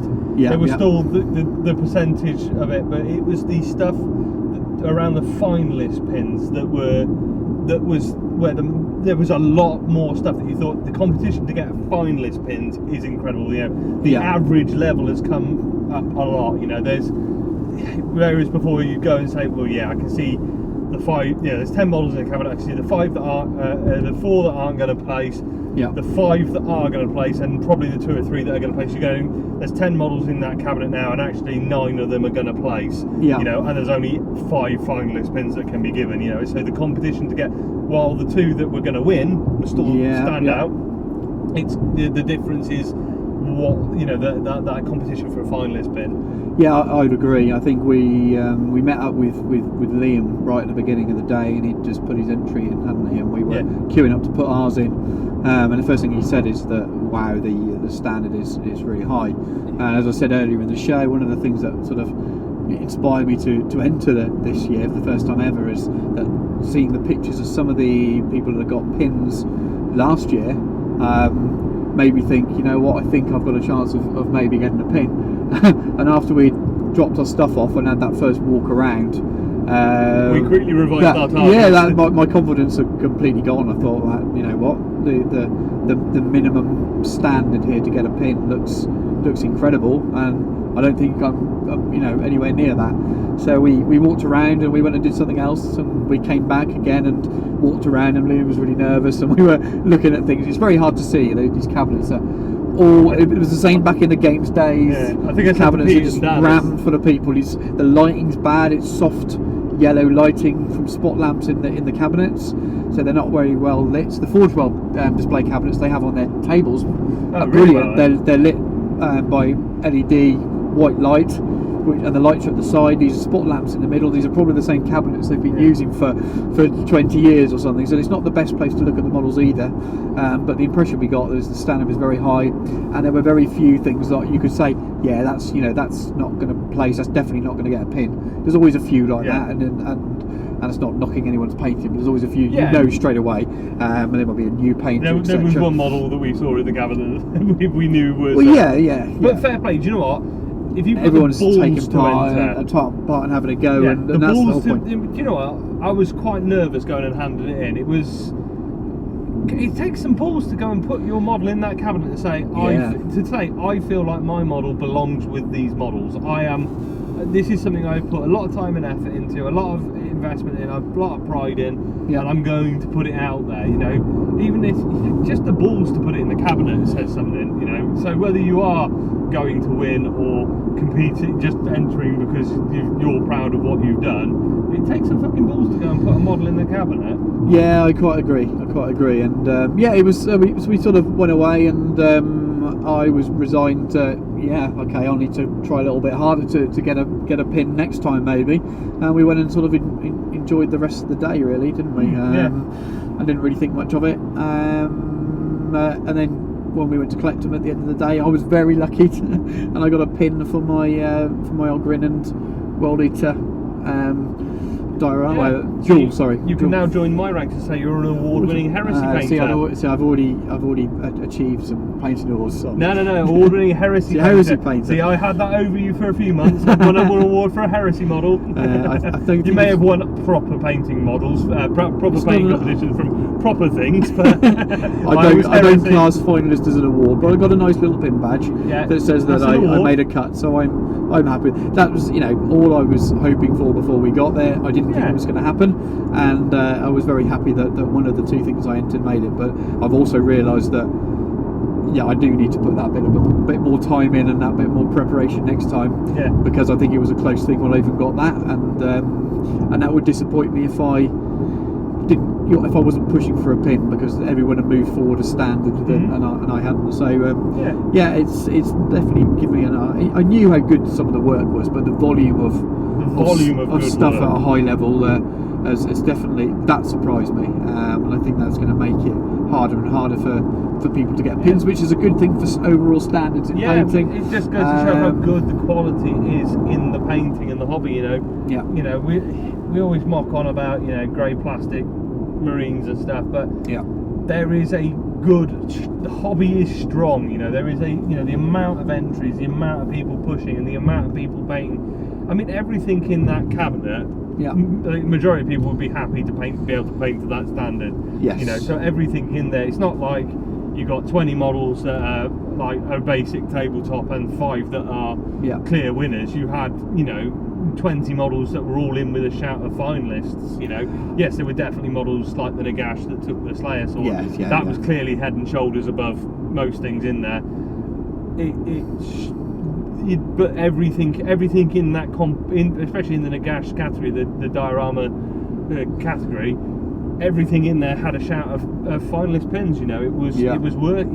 There wasn't like, well, there's Nagash and 10 other shit. There's Nagash. Oh fuck me, everything else in it is really good as well. Well, when we walked around that second time, and it clearly graded a lot of the models, and there were a lot of things that I would be, if I saw the model on its own beforehand and someone said, do you think that's good enough to get a pin, based on some of the things I saw last year, as I said before, I would have said, that will get a pin, that will get a pin. There were things that didn't have pin stickers on, so and that's, I didn't see a sticker on either of mine when I walked around that time either, and I don't know whether that's because the model was over the edge of the sticker they put on a bit of paper, but I thought, I haven't achieved one, and fair enough, because the standard's high, and luckily I had on one. But the standard is not wildly different between my two pieces as well, and one of them didn't get it. So again, that shows you how close I possibly came to not getting anything. So the other thing that it might show, and something we discussed, is picking your target. See, I entered mine into a single Warhammer 40,000 single figure, the most probably the biggest, fullest cabinets. Now, I think we discussed, for me it was more of a case of taking on a model that I felt confident that I could paint to a standard that I could put into a competition and not feel like I've underdone myself. So the project, the scale of the project was more relevant for me. Maybe to take on a diorama or something was maybe a little bit beyond my skill set to be able to achieve.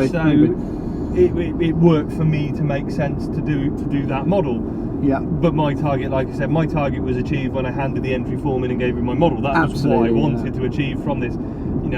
Painting to competition is a very, very different process for me, and a very, very different target for me. So it's been very, rewarding for me just to think in that kind of method, and definitely given me, a lot more to think about going forward. Whereas for you, Stu, your target was to hit a pin because you painted the competition. You know what you should expect. That's I've done a little bit before, and I've done that kind of standard of work before. I probably haven't pushed what I've done on an awful lot from where a few years ago when I won a couple of silvers and things. But it's getting back into that style of painting as well, and giving myself the time that was needed. And that's definitely going to be the plan for the future. Is that I've got an army project that I'm going to do this summer, but from September really I want to be free from doing army projects personally, and any time I'm not doing commission work, Yeah. work on a couple of pieces up to the weekender. And if I don't get tickets for the weekender, I will then have those miniatures ready for Warhammer Fest this time next year. And I want to give myself a few months to do it, not a few hours, and really spend and not try and time myself out doing it. You know, literally saying, right, I want to work on highlighting a quarter of that leg, and spend 2 hours working on one area where the light hits, or one line of highlight, and that's what I didn't do. Again, would it move me to a stage where I'm likely to place? No, not at all. I think definitely for the Golden Demon Major, this big one at Warhammer Fest, the volume of quality, I would be a few years of progression off that, but my goal's going to be the same for the next ones. I don't think I'll make whenever the AOS open day is, I don't think I'll make that. The 40k one, if it's in November, I probably won't make that either. So we are realistically looking at Warhammer with the Heresy Weekender, and my goal again will be pins.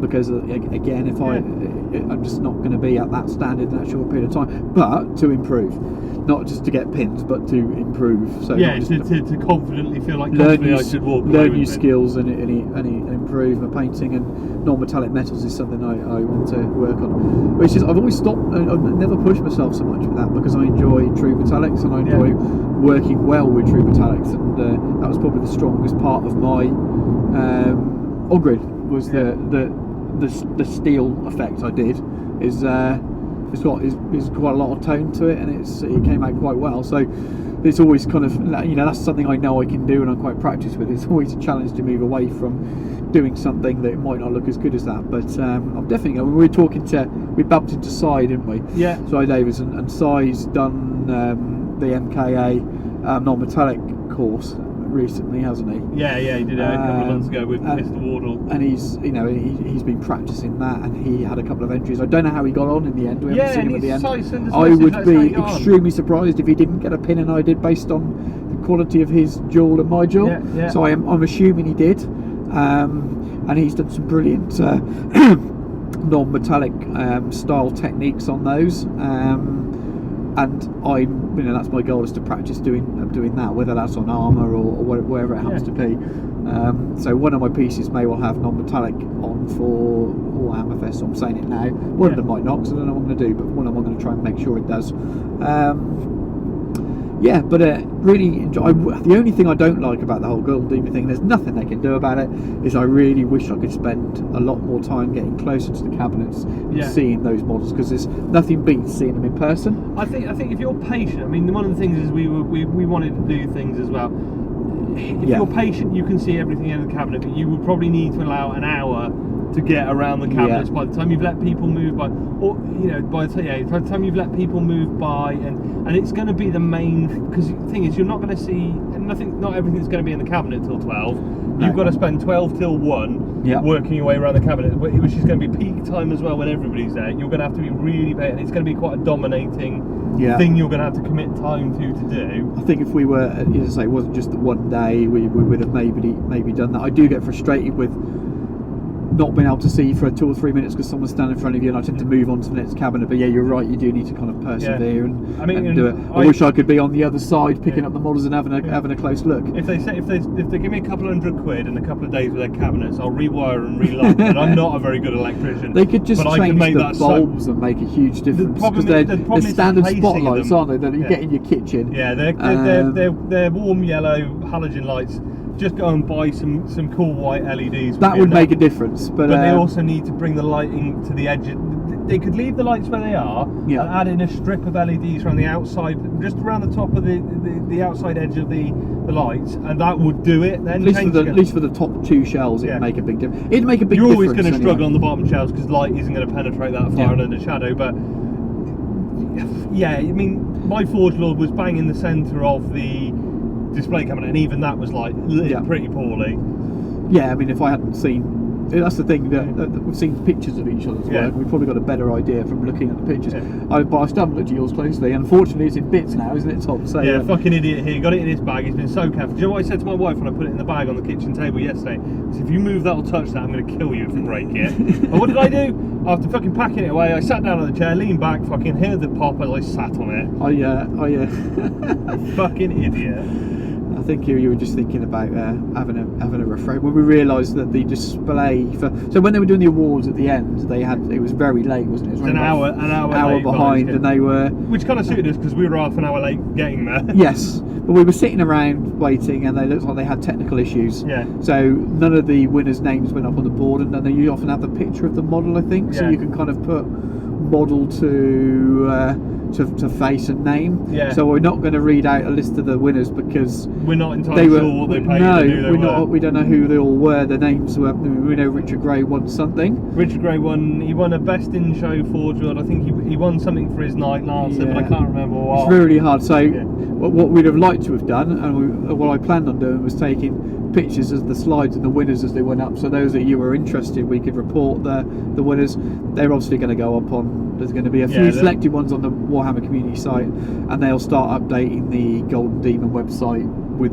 pictures of the go, and so you'll see a lot of them anyway. It's just we would have liked to have done a congratulations and given a list of the winners and who got trophies in each category, but we can't do that, I'm afraid, because we're literally going on trying to remember names from a PA. These aren't all English names either, and then the poor guy reading them out couldn't pronounce half of them properly. So we haven't got that information. Yeah, unfortunately, we'll try and share it when the post goes up on Warhammer community and stuff. We'll share it. We'll make sure that we get the information out. And we'll see. Those of you who follow us on Instagram who are painters or interested in painting anyway, a lot of these you'll if find you're following out. us, you'll be following them. Yeah, and we will find someone was saying how happy they are at winning, and we'll go, oh, that's you. That is it. And we didn't realise that they were the ones that went up to collect it, because that's the way it takes to work with painters, because we all work with Instagram handles and we don't know who. Yeah, we met a few people today where we knew we were introduced and we're chatting, and we're like, oh, you're telling someone on Instagram, aren't you? Yeah. Put an Instagram name to a face. And if you're the listener that came up and said hello, and Tom gave you stickers, some we didn't ask you. We didn't ask you your name, so we're not good at being can't shout spotted. you out. So, but it was nice to meet you anyway, and thanks for coming over and saying hello, and thanks to anyone that popped over and tapped us on the shoulder and shook our hands today. It was nice. It's nice to see everybody. Yeah, absolutely. It was really nice to meet a few people I haven't met before, especially some of the people that we talked to a bit, but you've met through events like No Retreat. Again, so not only am I living vicariously through your hobby being events, introduced to I'm meeting people because you've met them before as well. It's funny the amount of people that know you before I meet you, because they follow your painting and stuff as well. Yeah, so and they hear my voice a little bit on this cast, but it was great to meet people and stuff. But really good, really pumped to try more proper competition style painting, and I've realised that what's holding me back, as I said it earlier, is I'm always doing army projects, and I'm not talking about work, I'm talking about my own thing. Yeah. So I need to get to the stage where my fists are on sale as it speaks. I might have a buyer, so those of you who don't know, my fists are on sale at the moment, ready for a new army project, but I want to get that done and then get to a stage where I keep it to play with. I add a new unit here and then, but most of my private painting time is to slowly crack on with learning some new techniques and pushing my skills, because I'm not learning high-end skills painting armies. I'm learning new skills and efficiency, and I'm definitely learning new techniques, and I constantly improve, but I'm not learning or practicing the skills that are going to win me any prizes at competitions, really. So yeah, that's definitely my goal, taken away from this. What about yourself? What have you talked about at the beginning of it, maybe not doing competition pieces? Do you still feel like that, or? I'm in an R in. I don't think I go for things like single miniature and stuff again. Yeah. I like the idea of doing more dioramas and battle scenes. One of the ones I do remember winning was the Acadian trench scene against the Tyranids with the Lamenter charging out, which is really interesting. That kind of, it's so different to what I do very regularly, which is painting armies. I felt like there was a lot of time painting the Forge, and I thought, I'm just painting a model that could be a gaming piece.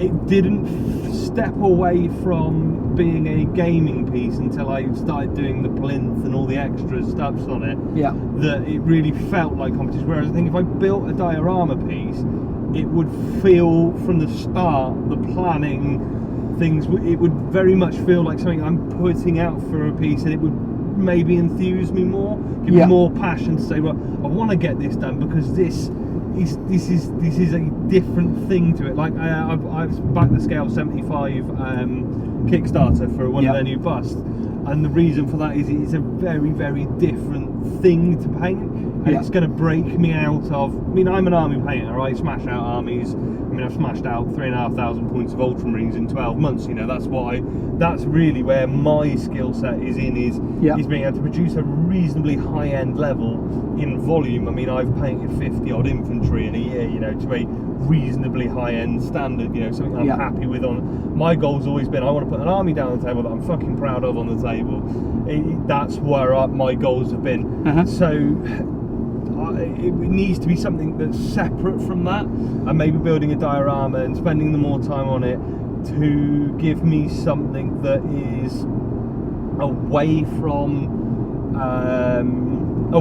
that, you know, that would give me the more passion to say, right, well, I actually really want to get on with this, because this is very much this is a different project entirely, and you want to keep afterwards. Because we talked about this, you even before it, you were saying, you know, it's something you're going to snap off its base and put on a gaming base. If it had pinned, I'd have kept it, and I'd kept it because it would have been a memento of my first pin and things like that.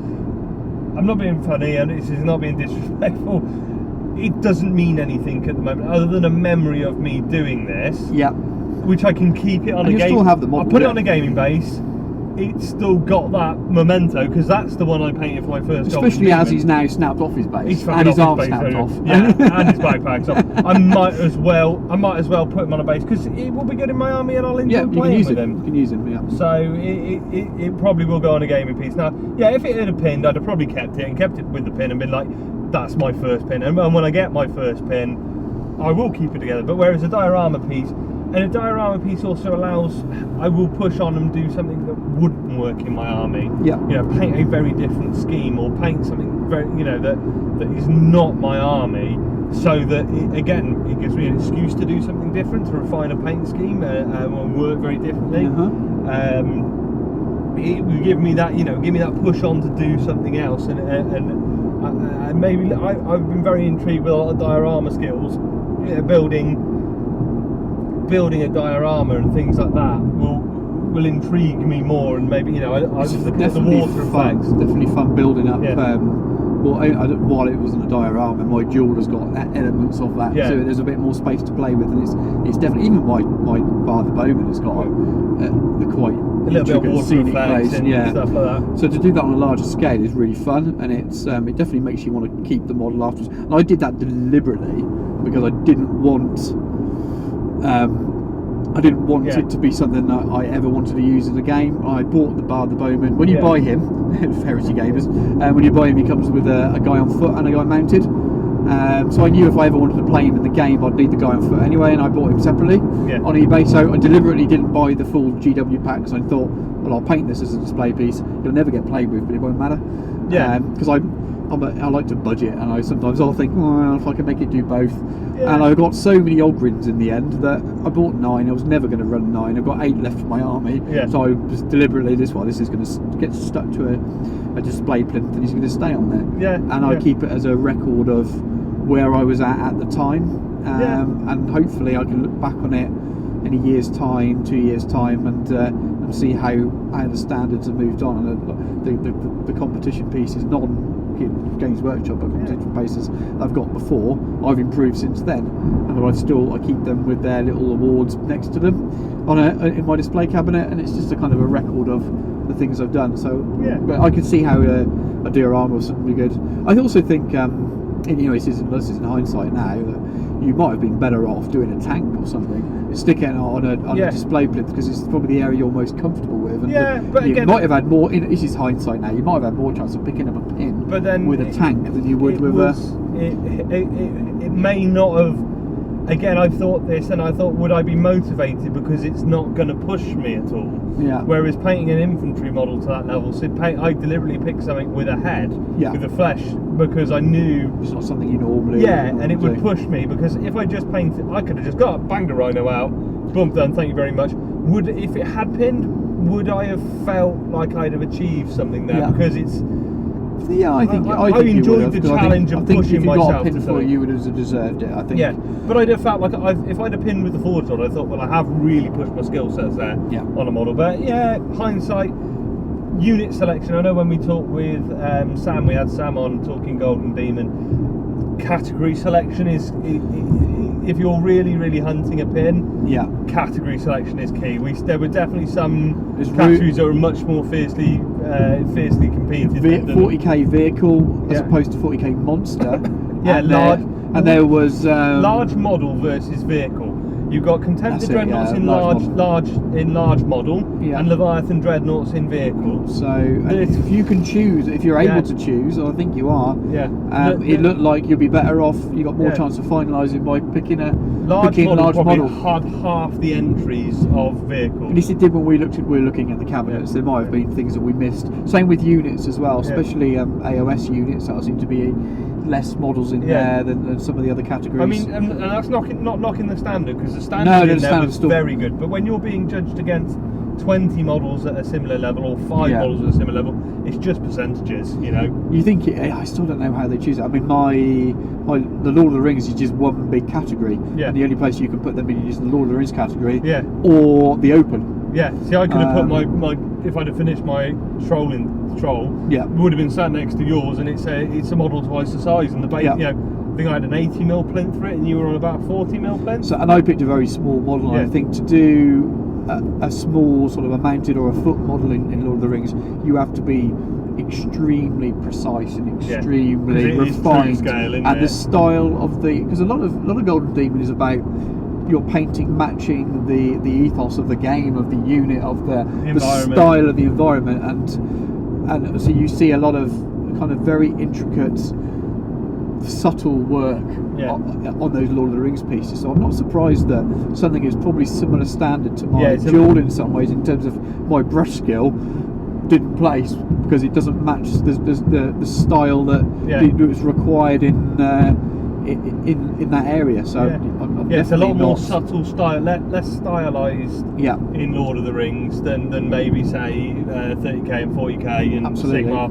There's less of a you can't add any battle damage and chipping really to cover things up, not the same way. So there was none of that. It was a clean model I painted. So there's definitely something in that. I think as I said, I'm going to work on a couple of things for the Weekender, and I would probably long term plan a couple of things maybe for Warhammer Fest. If I don't get to Weekender, I might have lots of things to enter.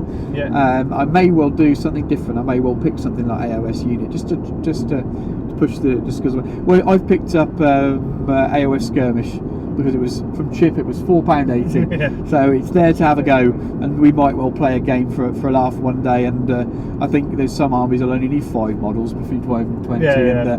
So you never know. We might have a couple of games of that, and I might decide to spend a lot of time painting up a warband of 5 Empire or something like that, and that might be a really fun way to paint up a unit, but then also use them have them usable for a game as well afterwards. So that might be a long-term something to do that's not Heresy based for Warhammer Fest next year. But my next, I think I'm going to pick 2 entries, and they'll definitely be well, maybe 3 if I do a vehicle as well, but they'll definitely be Heresy based, and if I can get them into the Weekender, I will just get them at the Weekender. So this is well off topic, and we talked about a lot earlier in the show. Someone asked Tony about allocation of tickets, didn't they, for the Weekender? The way he asked the question was unfortunately a little bit snotty, so Tony probably wasn't as friendly with the answer as the answer was yes, we're aware, we're reviewing it. I think one of the things, one of the comments I made is, you've got to remember these guys are on, and it came up in Greg's interview with Aaron and John. If you haven't listened to the Imperial Truth with Aaron Dembski and John French. The Go and last listen to it, it's episode was fantastic. incredible, yeah. It's a really great interview with them. You know, Aaron and John are fantastic. I mean, Greg pretty much just points him in the direction and just lets them and talk, and it's fantastic. they prompted each other, didn't they? And they Almost do that interviewing thing. each other. But one of the things they did mention is they are in these environments. They are on the Reddity, 4chan-y places, the Facebooks, and they are in these environments. So they do hear these things. They do see it, and while they may not openly express them because they probably don't need to, they are hearing and listening to the community, and they do hear these things. So again, I think, don't get snotty with your question. I think it was a fair question to ask. Yeah, he probably didn't mean it to come out. He just sounded a little bit harsh. He sounded like he was a bit like us. He would have loved to have been there. He got burnt with the ticket allocation. It wasn't a fair system. I think Forgewell didn't think that everybody would take the 4 tickets and stuff. So yeah, there's no way that anyone that works there wanted to screw anyone over. No. Wanted to keep it as an elite club. Even though Tony made it a joke about saying, well, it's for elitists, and he said, I didn't think any of you guys would have more than 5 friends. So, but I just thought, it's well off topic because we're talking about our hobby section, but I thought we forgot about it earlier, but it's worth noting because we've had a rant about it before. It sounds like they'll look at it. He mentioned potentially reducing the amount of allocation. Buy your ticket and your mate's ticket, that would be fine. But while we're on the subject, then we did get off talking about what our future plans for Golden Demon are. Should we roll into a more general what our future plans are? What's next on the hobby train for us? Or should we roll into a break first and come back with that? No, let's roll. Should we just carry on? It's hobby, isn't it? So yeah, it's hobby. That's what I'm thinking. We approach it from a hobby angle. So this isn't just a painting section. This is a hobby section, and hobby is planning and prepping. So I think people fairly know what I'm going to do. I'll give some more details on it, but I think your next hobby project is maybe a bit more mysterious. Yeah, I think people have guessed. I've made a few hints and things about excitement about Blood Angels transfer sheets and things. Yeah. So I've purchased most of 2,500 points of Blood Angels. So I'm not going to go for a full detail of this because this is more of a hobby section, and I do approach it from a hobby point of view. But I wanted a list that was very different to what I was used to. So selling my fists was about, there was a number of things really. I had no desire to play the Stone Gauntlet list that I'd built with them. I built them and painted them in 6 weeks to get playing in Heresy, so I had an army to go with, and stuff I've painted since is better, and I'm really finicky about that. I didn't want to be turning up at events. I will clarify, your fists are gorgeous. They're okay. The infantry I'm not so happy with. The tanks I'm quite happy with. The infantry was a lot more basic. You've been back and reworked the tanks a bit though, haven't you? Added a few bits, but not I couldn't do it with the same level with the infantry. So I did a scheme that was a lot quicker because I wanted to get them done in bulk, and that was using. You described it as if it was a commission on your dad. It would be a good tabletop standard. Tabletop commission. If someone wanted tabletop, that's what they're going to get. If for certain things, I talked to the clients about it anyway. Yeah.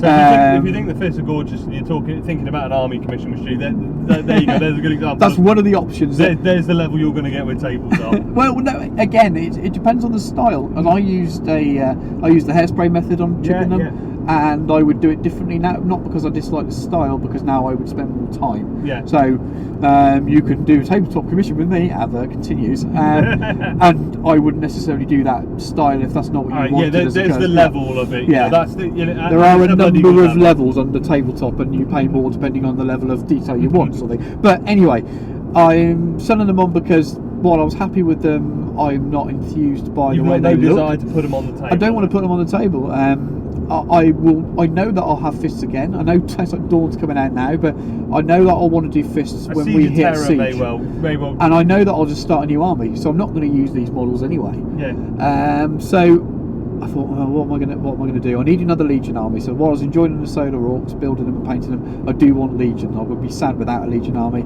So I've bought best part of a Blood Angels army. And it's based around 2 big units of Assault Marines with junk packs, and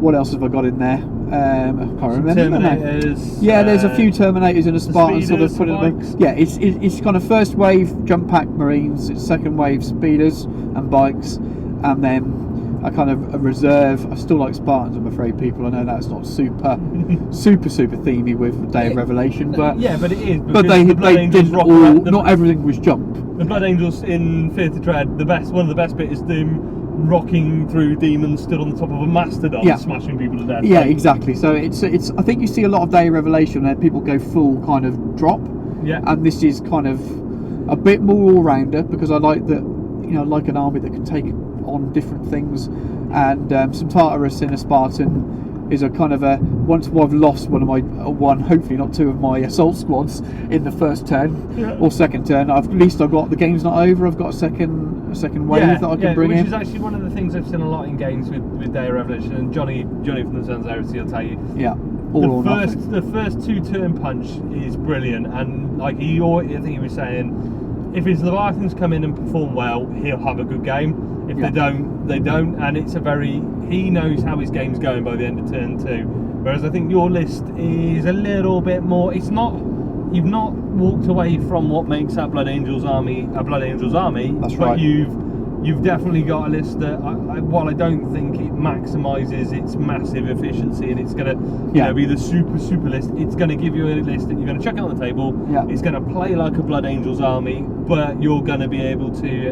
Again, it goes back to you not getting a huge amount of games in. You don't want an army where, if you're playing a couple of games a year and it's 50-50 whether it's going to be a good fun game or not. Yeah, absolutely. You're going to have a very limited enjoyment of it, whereas this list you'll put on the table and it should perform pretty well most times. Yep.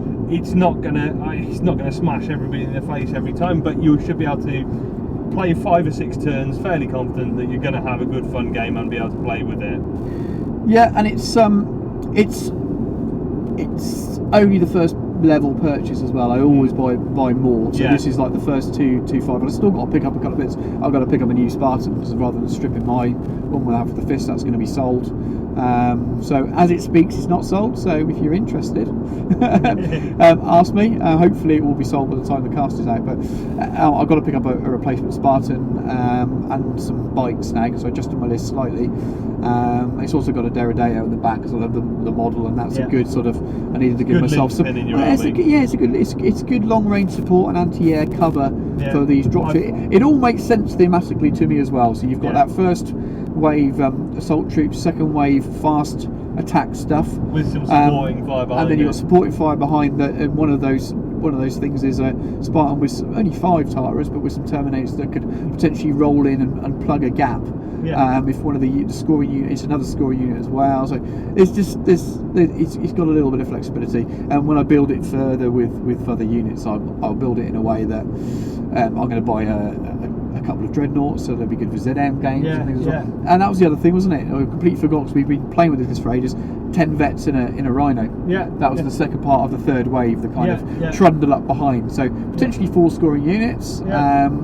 And if the first 2 die, I've still got 2 scoring units. And it also gives me flexibility to have my Tartarus and my veterans in ZM games, and I'm going to build my Praetor and my Chaplain with magnetised jump packs, so I can take them off and stick them in normal jump packs. So just wanted to make it a good all-rounder, and I'll add stuff slowly, and I want to get it done by the end of September, and then do nothing until Angelius is out and all the new models come out, and then spend money and add those extra bits and bobs. So that's me really. That's what I've been planning to do for a while, and then that leads you on to Tom's thing. I don't think, like I said, I don't think mine's a surprise. I think everyone's fairly aware. I'm learning to speak Robo-Man at the moment.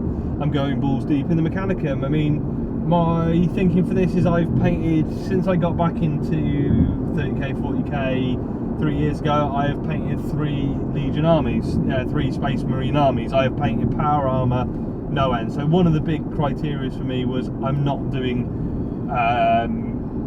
power armour next. It's a big push for me to do something different, and so that led me with, obviously Militia, Solar Orcs, and Mechanicum, and I've toyed with Militia, and I like Militia, but I don't, I started with the Fearless Rending Cold Horde, because it would be a traitor list, and like it, never really settled on army. Solar, Stu jumped in with the Solar. I never really expressed any opinion on Solar, so it's not like you jumped in and stole my thunder. So it was kind of like, well, I don't want to do a Solar. We've got, there's a Solar army there. If I ever really got desperate to play Solar, I'm sure I could ask Nice and borrow them. Of course you could. And use them, so it's not get them to an event. So it's not a massive problem. And Mechanicum have always intrigued me. And Mechanicum, again, it was like, I like it, and it's very, very different. It plays differently. It's a different army. It's a different language, you know. So it always intrigued me. Then we saw the Hoplite models when we went up to the open day last year, and it was like, ooh, I like them. I really like them. And it was like, okay, well, I don't know what the rules are. I don't really know. And then we got the rules in Inferno. And I was like, I really like that. And then I built and painted my Astropos at Christmas. And then I literally built and painted an Astropos because I wanted one. I love it. I think it's amazing. And then I looked at the rules and went, fuck, I can't field it with my Ultramarines. So I was like, great, I've got that. It's sat there. I can't do anything with it unless I go Questora's Knights or Ordo Reductor. And I was like, okay. And then we got the rules for Inferno. And it was like, so my Secretarii are compulsory troops for Order Reductor. Oh, and I've got a Lord of War that's Order Reductor. So they're the models I really like, with a model I really like, and I can build a force around it. Oh, and it's Mechanicum that's tickled my fancy. Ooh, it just kind of the confluence of stuff came together. So I'll actually go through my list because I think everybody knows what it is. It's sat there. So I can't do it because I'm driving, but Stu's going to run you through my list. And I'm going to listen to him talk Mechanicum. So you can, if you hear me vomit, it's because I'm really bad at reading while in cars. So I get really car sick. So I'll read each unit entry out, and then if Tom wants to add any kind of thoughts on that. You blast through the list, and I'll go through it. So you've got a Secretarii Exarch with Power Fist. Do you want all the? No, just give us the units. Yeah, it's going to get a little bit boring, isn't it? So you got Magos Reductor, so that's 2 Cyber Ocularis. Yeah, as well with him. 3 Thalax and Destructors Multi-Melter. Yeah. 3 Thalax, yeah, same again. So 2 units of those. 18 Secretarii Hoplites. Yeah. In a Triaros. Oh, yep, just by that. So nice Triaros armor conveyor. 9 Secretarii Pentas, or is that 10? Is that 9 with a sergeant. Sergeant, yeah. So it's displayed. It's 19 guys with spears and shields. Yeah. And then 10 guys with the galvanic casters. Yeah. It's kinetic hammer shot, isn't it? In a Triaris again. And then you have Avenge Strike Fighter. So Avenge Strike Fighter with a couple of Krakens. Yep. Battle Servitor Patrol. 5 Ursarex. Yeah. 2 with double power fists. Yep. A Macaride Experimentator. Macro Arid Explorator. Bloody hell. I haven't even been drinking. Needs some scrap code. So that's got a heavy sea beamer in it. That's important. Yep.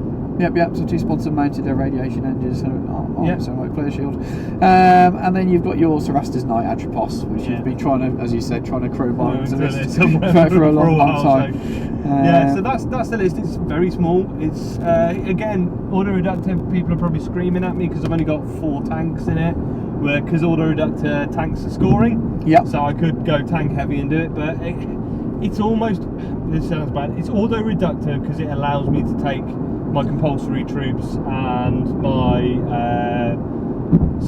my knight. Yep. Really, that's kind of why it is. I mean, I actually could run it as a generic Tagmata list because now I can't because the Thalax aren't compulsory troops. So it's Order Reductor to sort of fulfil those criteria rather than being there. I mean, I won't go through the boring details of everything, but the key features, the Magos sits in the Macro Arid with his Cyber Ocularis. Yeah. That gives, the Cyber Ocularis gives it Interceptor, so those irradiation engine sponsons that sat on the side of it, which are your Fleshbane Torrent, flamers. I've got Interceptor, so that's your drop pod that comes down and tries to near it. It sits at the back with its heavy conversion beamer because the Magos gives it Sunder, so it's Strength 10 AP1 Sunder Small Blast at full range, so that's going to sit there and blast holes in stuff. Basically, the Secretarii I roll around in the Triaros because I love mechanised infantry, everything. I love mechanised infantry, so they're in it. The Ursarex are hopping around because they're jetpack infantry to hop around. They got a couple, 3 guys with dual lightning claws, 2 guys with dual power fists, so they're a bit of a take all comers kind of drop podders or taking on the AP3 chain fit AP3 lightning claws to tear through scoring units or power fists for maybe either dealing with a vehicle or taking on Terminators, things like that, because they are tough bastards, they don't go down. Phalanx, so the Destructor upgrade gives them Tank Hunter. Yep. So they've got, they can deep strike because they've got jetpacks, or they can just hop around on the table, moving in fast. Because jetpack's important, because they're not jump pack, they're jetpack, so you can jetpack move, fire, and then jetpack move away. So it keeps them out of trouble. A couple of tank hunting multi-melters in there, again popping rhinos. I mean, they're not, one multi-melter in a squad of 3 is not going to take out you know, your Spartan and stuff, but you've got an outflanking rhino with vets, well, I'll pop it with the multi-melters and then charge my Ursarax in. So I've got some Robo-Men bouncing around doing stuff like that. The Axiarch, again, I am choosing to run him as an independent character. He is listed in the book as a character only, but I think, general opinion, I think you're being a bit of a dick if you don't. Otherwise, he is going to literally sit in a ruin in the back corner, and he's there to provide these hazard protocols. And the I can't remember the other one, but he basically allows me to give me +1 to all my Secretarii feel no pain, so they go from a 6 up to a 5 up feel no pain. So the Secretarii, with their field generator and their shields, they are basically armor 3, rerolling 1 for failed armor saves, with a 5 up in feel no pain as well, and a 5 up invulnerable against shooting. So they're going to be pretty hard to shift. They've got the guys with the lancers have all got 12-inch haywire shots, so 20-inch haywire shots. They're also ballistics, making snapshots of BS2. So I might fuck up a few flyers with them as well. Because it's going to be a tasty army, isn't it? I think it's not gone on the field. It's not been hammered out, and on paper it's looking strong. I think if it plays the way it should play, if you come to me and say, I've got my Calth box and I've never played Heresy before, I say, I'll bring my Ultramarines. If you say, I'm going to go to an event and I'm going to play some good people, I'll rock it out there. Again, I'm not trying to be big-headed and say I'm the best list builder in the world. It's a tough ass list, but again, it's going to have hard counters. It's got a lot to kill vehicles with. It'll destroy tank graveyards. It'll make things tank graveyards. If I come up against the Cult Horde, I don't have the volume of fire to do it. I mean, my Horde killer is my Avenger Gatling cannon on the front of the flyer. That's it, really. So you do. I think you do tend to come across more tank-heavy armies than Horde. So if you're going to go down a route where your army leans towards one than the other, I think your ultras do that as well, don't they? They kill tanks well. So I think in that scale of things, you're probably going down the sensible. I think it's going to be more useful against more opponents. But it's, you know, Mechanicum is what Mechanicum is, to be honest with you. Mechanicum is fairly strong. It's fairly strong even on weaker lists, and there's not a lot you can do sometimes. So it's not. It's a difficult world, isn't it, where we're worried about balance and things. But I think it's going to be a tough list, like you said. But it's an army it will build have because its things that will be awkward for it. It's an army build because it's something I want to build and paint. It's a challenge for me painting wise. It's a hobby project. It's not me going out there and saying what's the most dick kicking shit I can do, because I'd probably take Legio Cybernetica and robo everybody in the face with Scoria. You know, I don't. That doesn't appeal to me. What appeals to me, I mean, we saw the painted Secretarii hoplites in the cabinet today at the open day, and I pretty much just gawped and took as many pictures as I can on them, and it just made me go, do you know what? That's confirmed it for me. That is why I'm building and painting this army, you know. And I mean, 20 hoplites, people are going to say to me, oh, that's a bit overkill, you know, they are super powerful. I'm like, but I'm not building. I wanted 20 of them when I got the models, when I saw the models at Forge World and hadn't decided and hadn't seen any rules. They generally, I'm a big fan of Roman history, so the hoplite spear and shield kind of Greek Macedonian Roman thing has always been a big thing for me. I like men in skirts, you know. I play Ultramarines, so you know, spear and shield and sword really does it for me. You know, I mean, I'm not the one wandering around the open day openly admitting that I like men. You know, I just like men. I want to start collecting boxes of men. You know. I did want to start collecting boxes of men. That's a private joke that 3 of us are going to find funny. So if you find that funny, Liam, well done. You're in the club with the 3 of us. But yeah, I'm really looking forward to it. Like I said, it's not power armor. You know, it's something with a very, very different aesthetic to what I've done.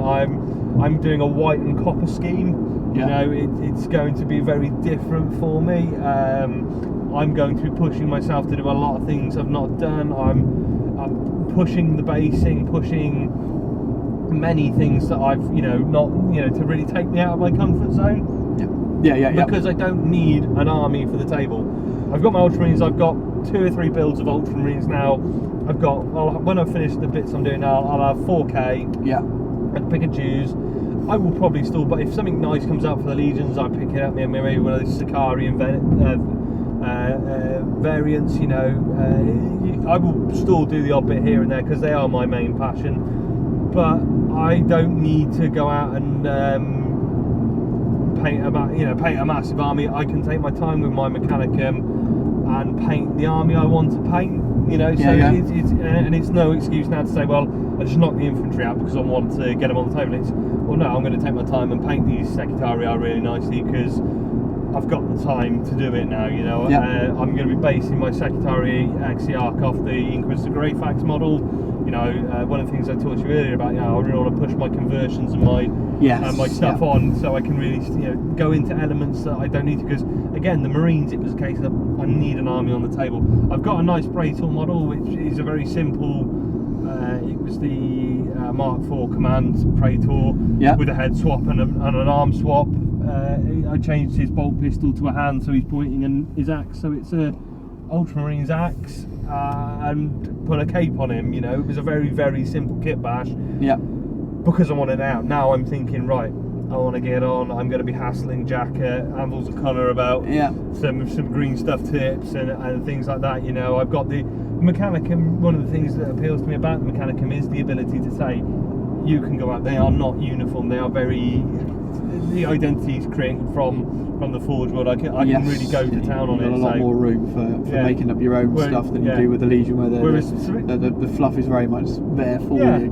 One of the things that again it appeals to me about Ultramarines is I enjoy the rigidness, the Legion aspect of it, the Roman Legion, the uniformity of it. So I very much, when I painted the Ultramarines, I very much stuck to the artwork and looked and took inspiration from what I saw. And there was very detailed stuff in the Legion books about the Ultramarines book about heraldry and markings and how things work. And it's because that's the Ultramarines Legion, that's how they do things. So coming to the Mechanicum, where it's much more free form and things like that, I'm very much looking forward to being able to push those on and do different things and paint in a different way. So it's cool. I'm really looking forward to it, and it's going to be a much slower project. I've kind of set myself the target of October. I'd like to get the force on the field.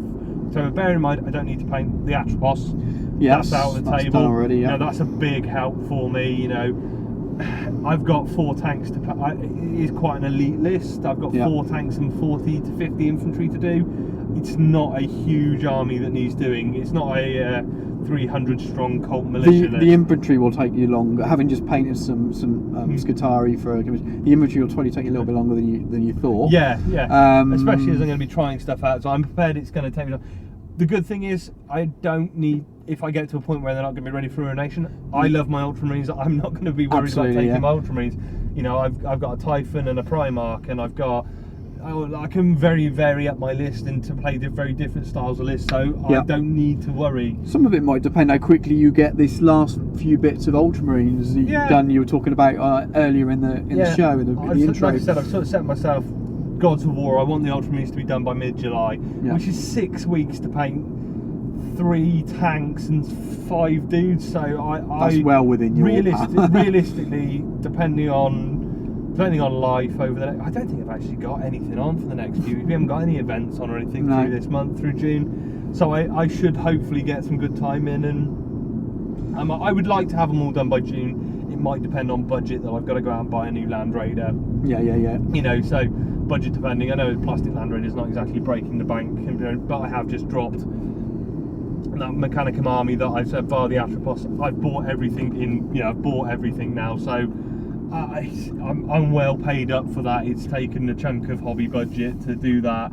Yes. I've also got to consider, I've got a load of scenery to paint for Tarsis, so I've got a budget in time for that as well. But and getting the tables ready for Tarsis is one of the things. I mean, we've got tables ready, but I'd like to just. We've both got one more that we want to do, haven't we? Yeah. I've got. We won't go into it now. Yeah, I'd like to get a second table's worth of stuff, because it would just be nice, and I want 2 tables worth of stuff at home. So Yes, when me I'm playing too. at home, I'm not just playing all The the goal is there to have a very Yeah. different style of table to what Yeah. I've currently got, and then we'll be running 2 each. Yeah.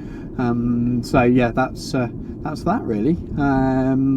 So I think we're at a stage where we're done with our hobby chat for today. Unless you've got anything else you want to add at the moment. I'm fair. No, I'm all good. It's sorry, we're navigating the back roads now. So Stu's frantically pointing me down back as roads we, to his house and saying, yeah, no, I think what we'll do is we'll leave it there, guys. I think that was good. Yeah, we'd love to hear if you're planning your Golden Demon stuff, and if you think it's something you'd like to achieve. I mean, for me, I started really seriously painting 12 months ago. That's when I started Heresy. I really committed to my painting, and I've got to the point now where I felt I may not have pinned, but I didn't disappoint myself in Absolutely, that. yeah. It's not an unachievable thing to do. It's really good, and there was one model that clearly was not at the standard that was required, but fair play, they had the balls to do it, and they were proud of what they entered. Yeah. That absolutely. that is more gutsy than anything. I think the hardest thing about Golden Demon and painting for competition is having the balls to go and do it. Especially when you know there's no illusions that there's going to be a lot of people there. That's Yeah. an awful lot better. to target classic and go for it. So yeah, I mean, we'd love to see your projects. Hear what your feelings are on it and what you'd like to do. So yeah, we'll leave it there because I'm about to have an accident driving down this road if this woman decides to keep reversing in and out of the road I'm trying to turn into. So yeah, we'll leave it there, guys, and we'll be back for a wrap up.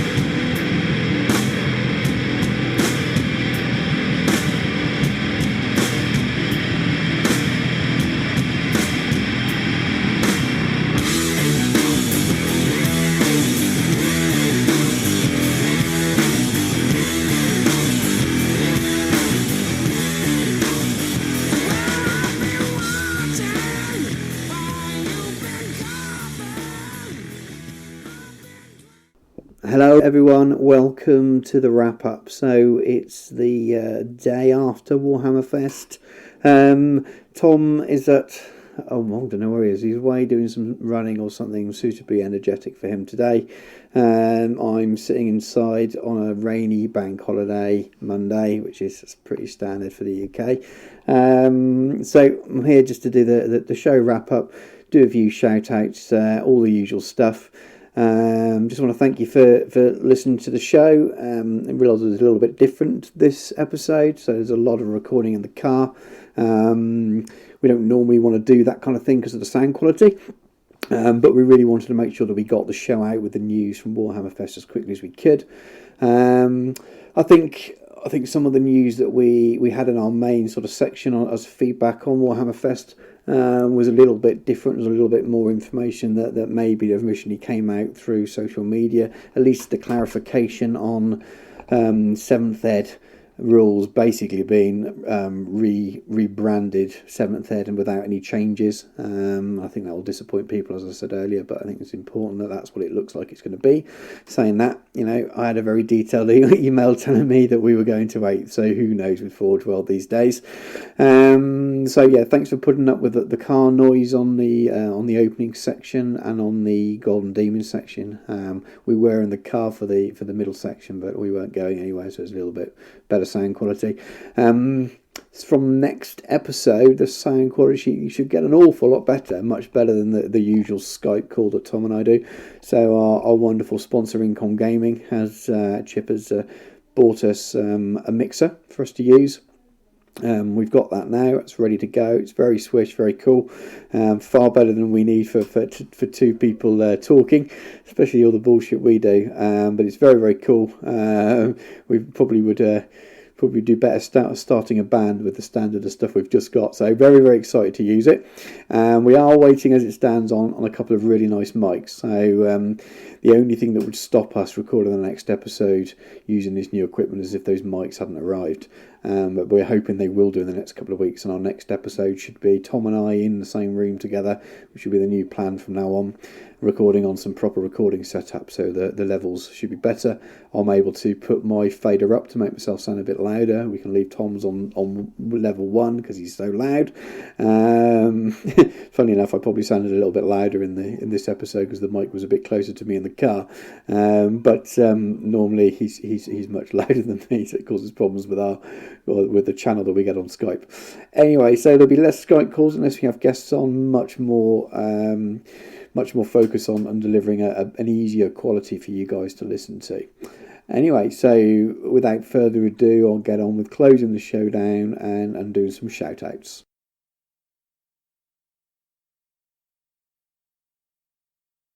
First event I want to shout out is an event run by Lucas Lyon. He's contacted the show. Says, "Hey guys, I'm a listener of your show. I was wondering if you'd be so kind to do a event shout out for me. I'm Lucas from the Lone Star Legion, and we have a Heresy narrative event coming up on July the 7th to the 9th. This event is going to be held at the Hearst Conference Center here in Hearst, Texas, which is about 20 miles east of Dallas. The conference centre is located only about 15 minutes from DFW Airport, and there is lodging available close by. The event will be run Friday evening, all day Saturday and Sunday, morning and afternoon. Friday will be a small tactical strike style games of 300 points with 1 HQ, 1 squad, in a GM'd adventure where your opponent may not be the only danger. Saturday will be a 2,500 point Age of Darkness battles in a fairly standard format. Sunday will be 3,000 point mega battles alongside more 300 point GM'd events that will have effects on each other's games. The narrative of the event is based on the Furious Abyss sister ships. The Loyalists will attempt to discover what they can about their construction, and the traitors will be fighting to oppose them. This event is going to be great for veterans of the Heresy as well as beginners.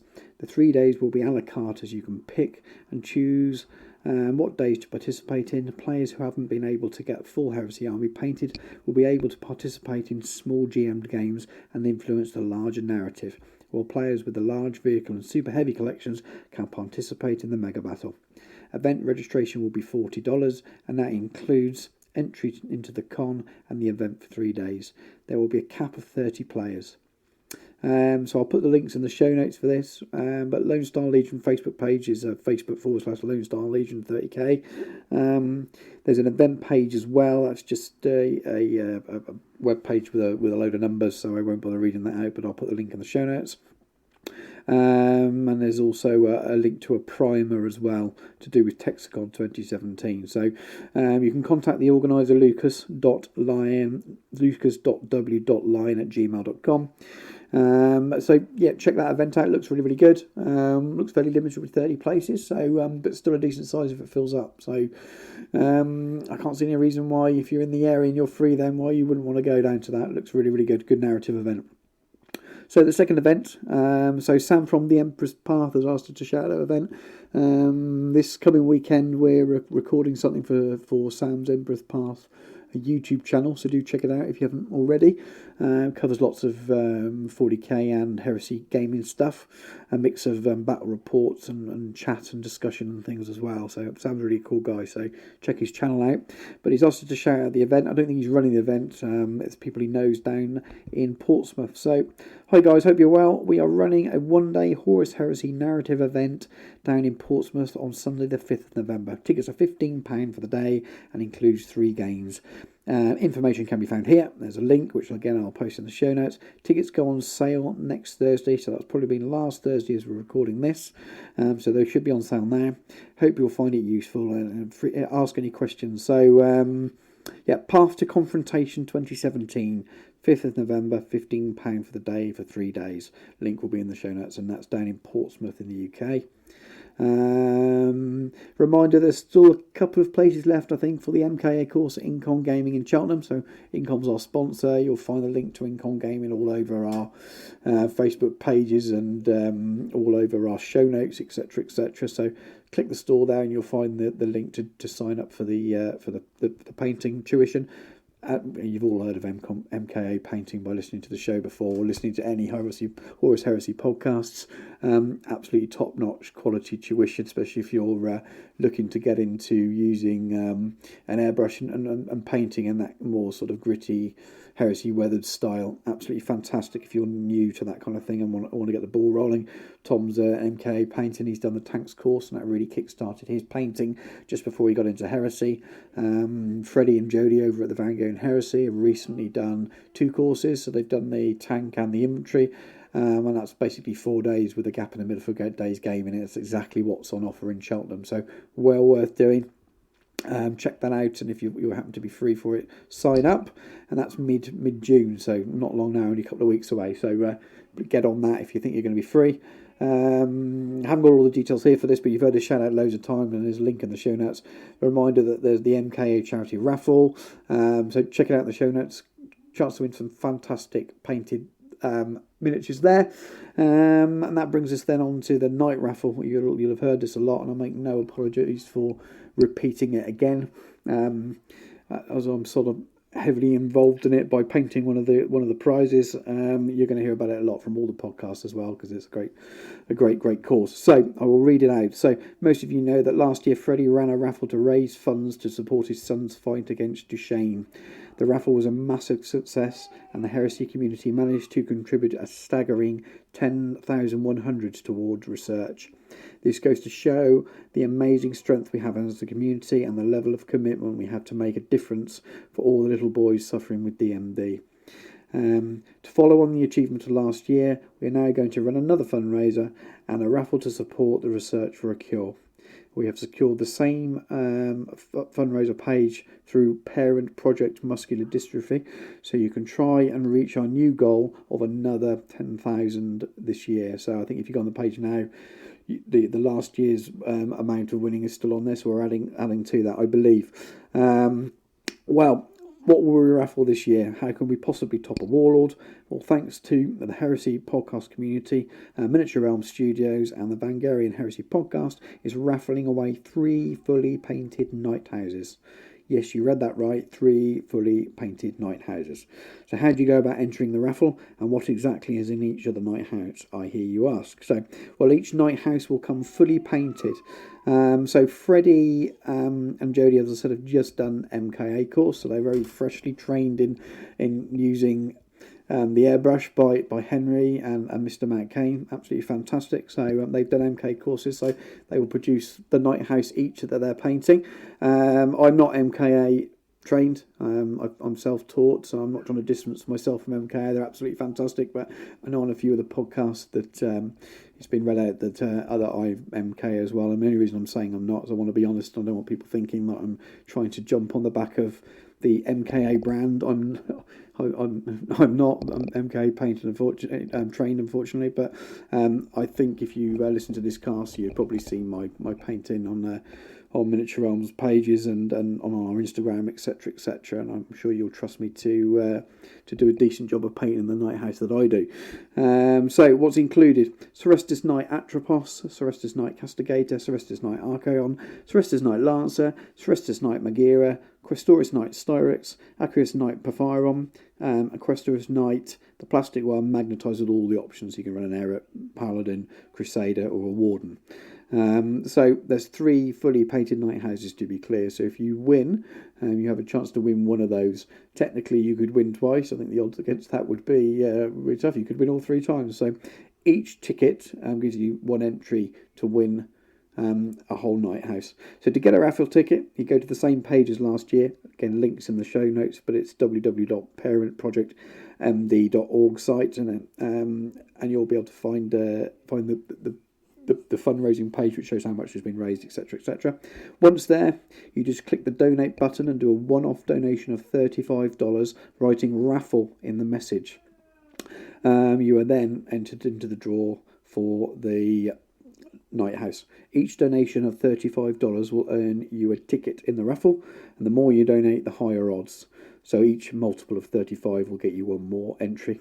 When you receive the thank you email, please forward that email to the linkonheresy@gmail.com, and that will provide Freddie with your contact details so he can get hold of you when he picks the winners. All donations will go to fight the support against DMD and will help us end this terrible disease. The draw for the raffle will be done like last year's raffle at the end of the Burning of Scanders Prime event on the 8th of October 2017. The winners will be notified straight away and they will get an option on how he or she wants them shipped. As this is a worldwide raffle, the winners will have to cover the shipping costs, but we will do the utmost to help make this as smooth and easy as possible. Thank you for all your help and support. We're so truly overwhelmed by the fantastic Heresy community and how many people have helped this get off the ground. So stay tuned for more exciting news, giveaways, and keep listening to all of the great 30k podcasts that are out there. Yeah, you're going to hear a lot about it. I won't always do the full readout like that. You're going to definitely hear about it on each podcast we do until it's launched. Mate, no apologies about it. $35 might be a lot to some people. If you can afford it, though, it goes to a great cause and it gives you the chance of winning an absolutely fantastic prize. To win all those nights, you go to the Forge World store, add all those nights into your shopping cart and have a look at the cost, and then imagine they're going to turn up fully painted. Absolutely fantastic. I'm really looking forward to get working on painting the night house that I get sent, and I'm really looking forward to seeing how the donations grow, and let's get behind this as a community and spread the news. Other than that, what else have I got to say? So I mentioned earlier, don't forget to check us all out on all our social medias, particularly Facebook, and our group on Facebook and our Instagram are really, really popular. We do have a Twitter, not so many followers on there. If you're looking for more Heresy podcasts, the full lists of all the podcasts is in the show notes. If you know of a Heresy podcast that isn't listed in the show notes, let us know. I think the list is up to 17, and the latest ones added were the E15 3 and Heresy or Not. So it's got to the stage now, sadly, where I can't listen to all of them. I listen to most of them, but some of the new ones there's just too many in the list to physically get round. So I'm sure you guys don't listen to them all. They all have different styles and different merits. Find a few that you like and listen to them. Other than that, I will bid you farewell now. It's been an interesting episode. We've had some very sad news at the beginning of it. We've had some interesting new news about how Heresy's moving forward that most of us didn't expect. But looking forward to kicking on with that now. Now we know what's happening and moving forward and seeing lots of new exciting Heresy content. So I will leave you with a song by Soundgarden, because it's been one of those weeks for losing people that are cool, sadly. But one of my favourite bands when I was a teen was Soundgarden. So I'll leave you with Black Hole Sun. Take care, guys, and see you in the next episode. In my eyes, indisposed, in disguises no one knows, hides the face, lies the snake, in the sun, in my disgrace, boiling heat, summer stench, neath the black, the sky looks dead, call my name through the cream, and I'll hear you scream again.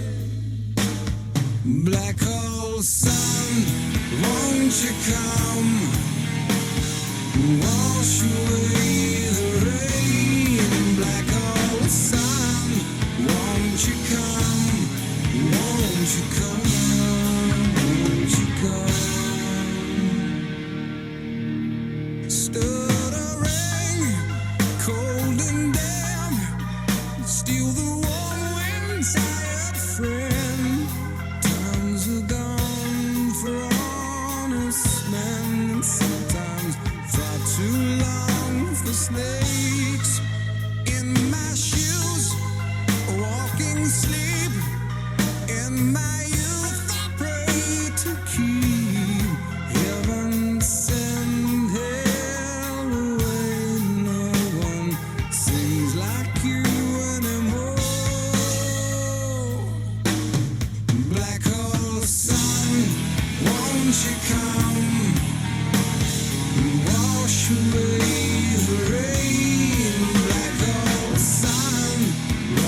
you come? Won't you come? Black hole sun, won't you come and wash away the rain? Black hole sun, won't you come? Won't you come?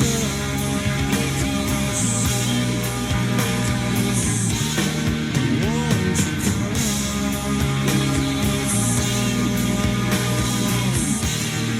Won't you come?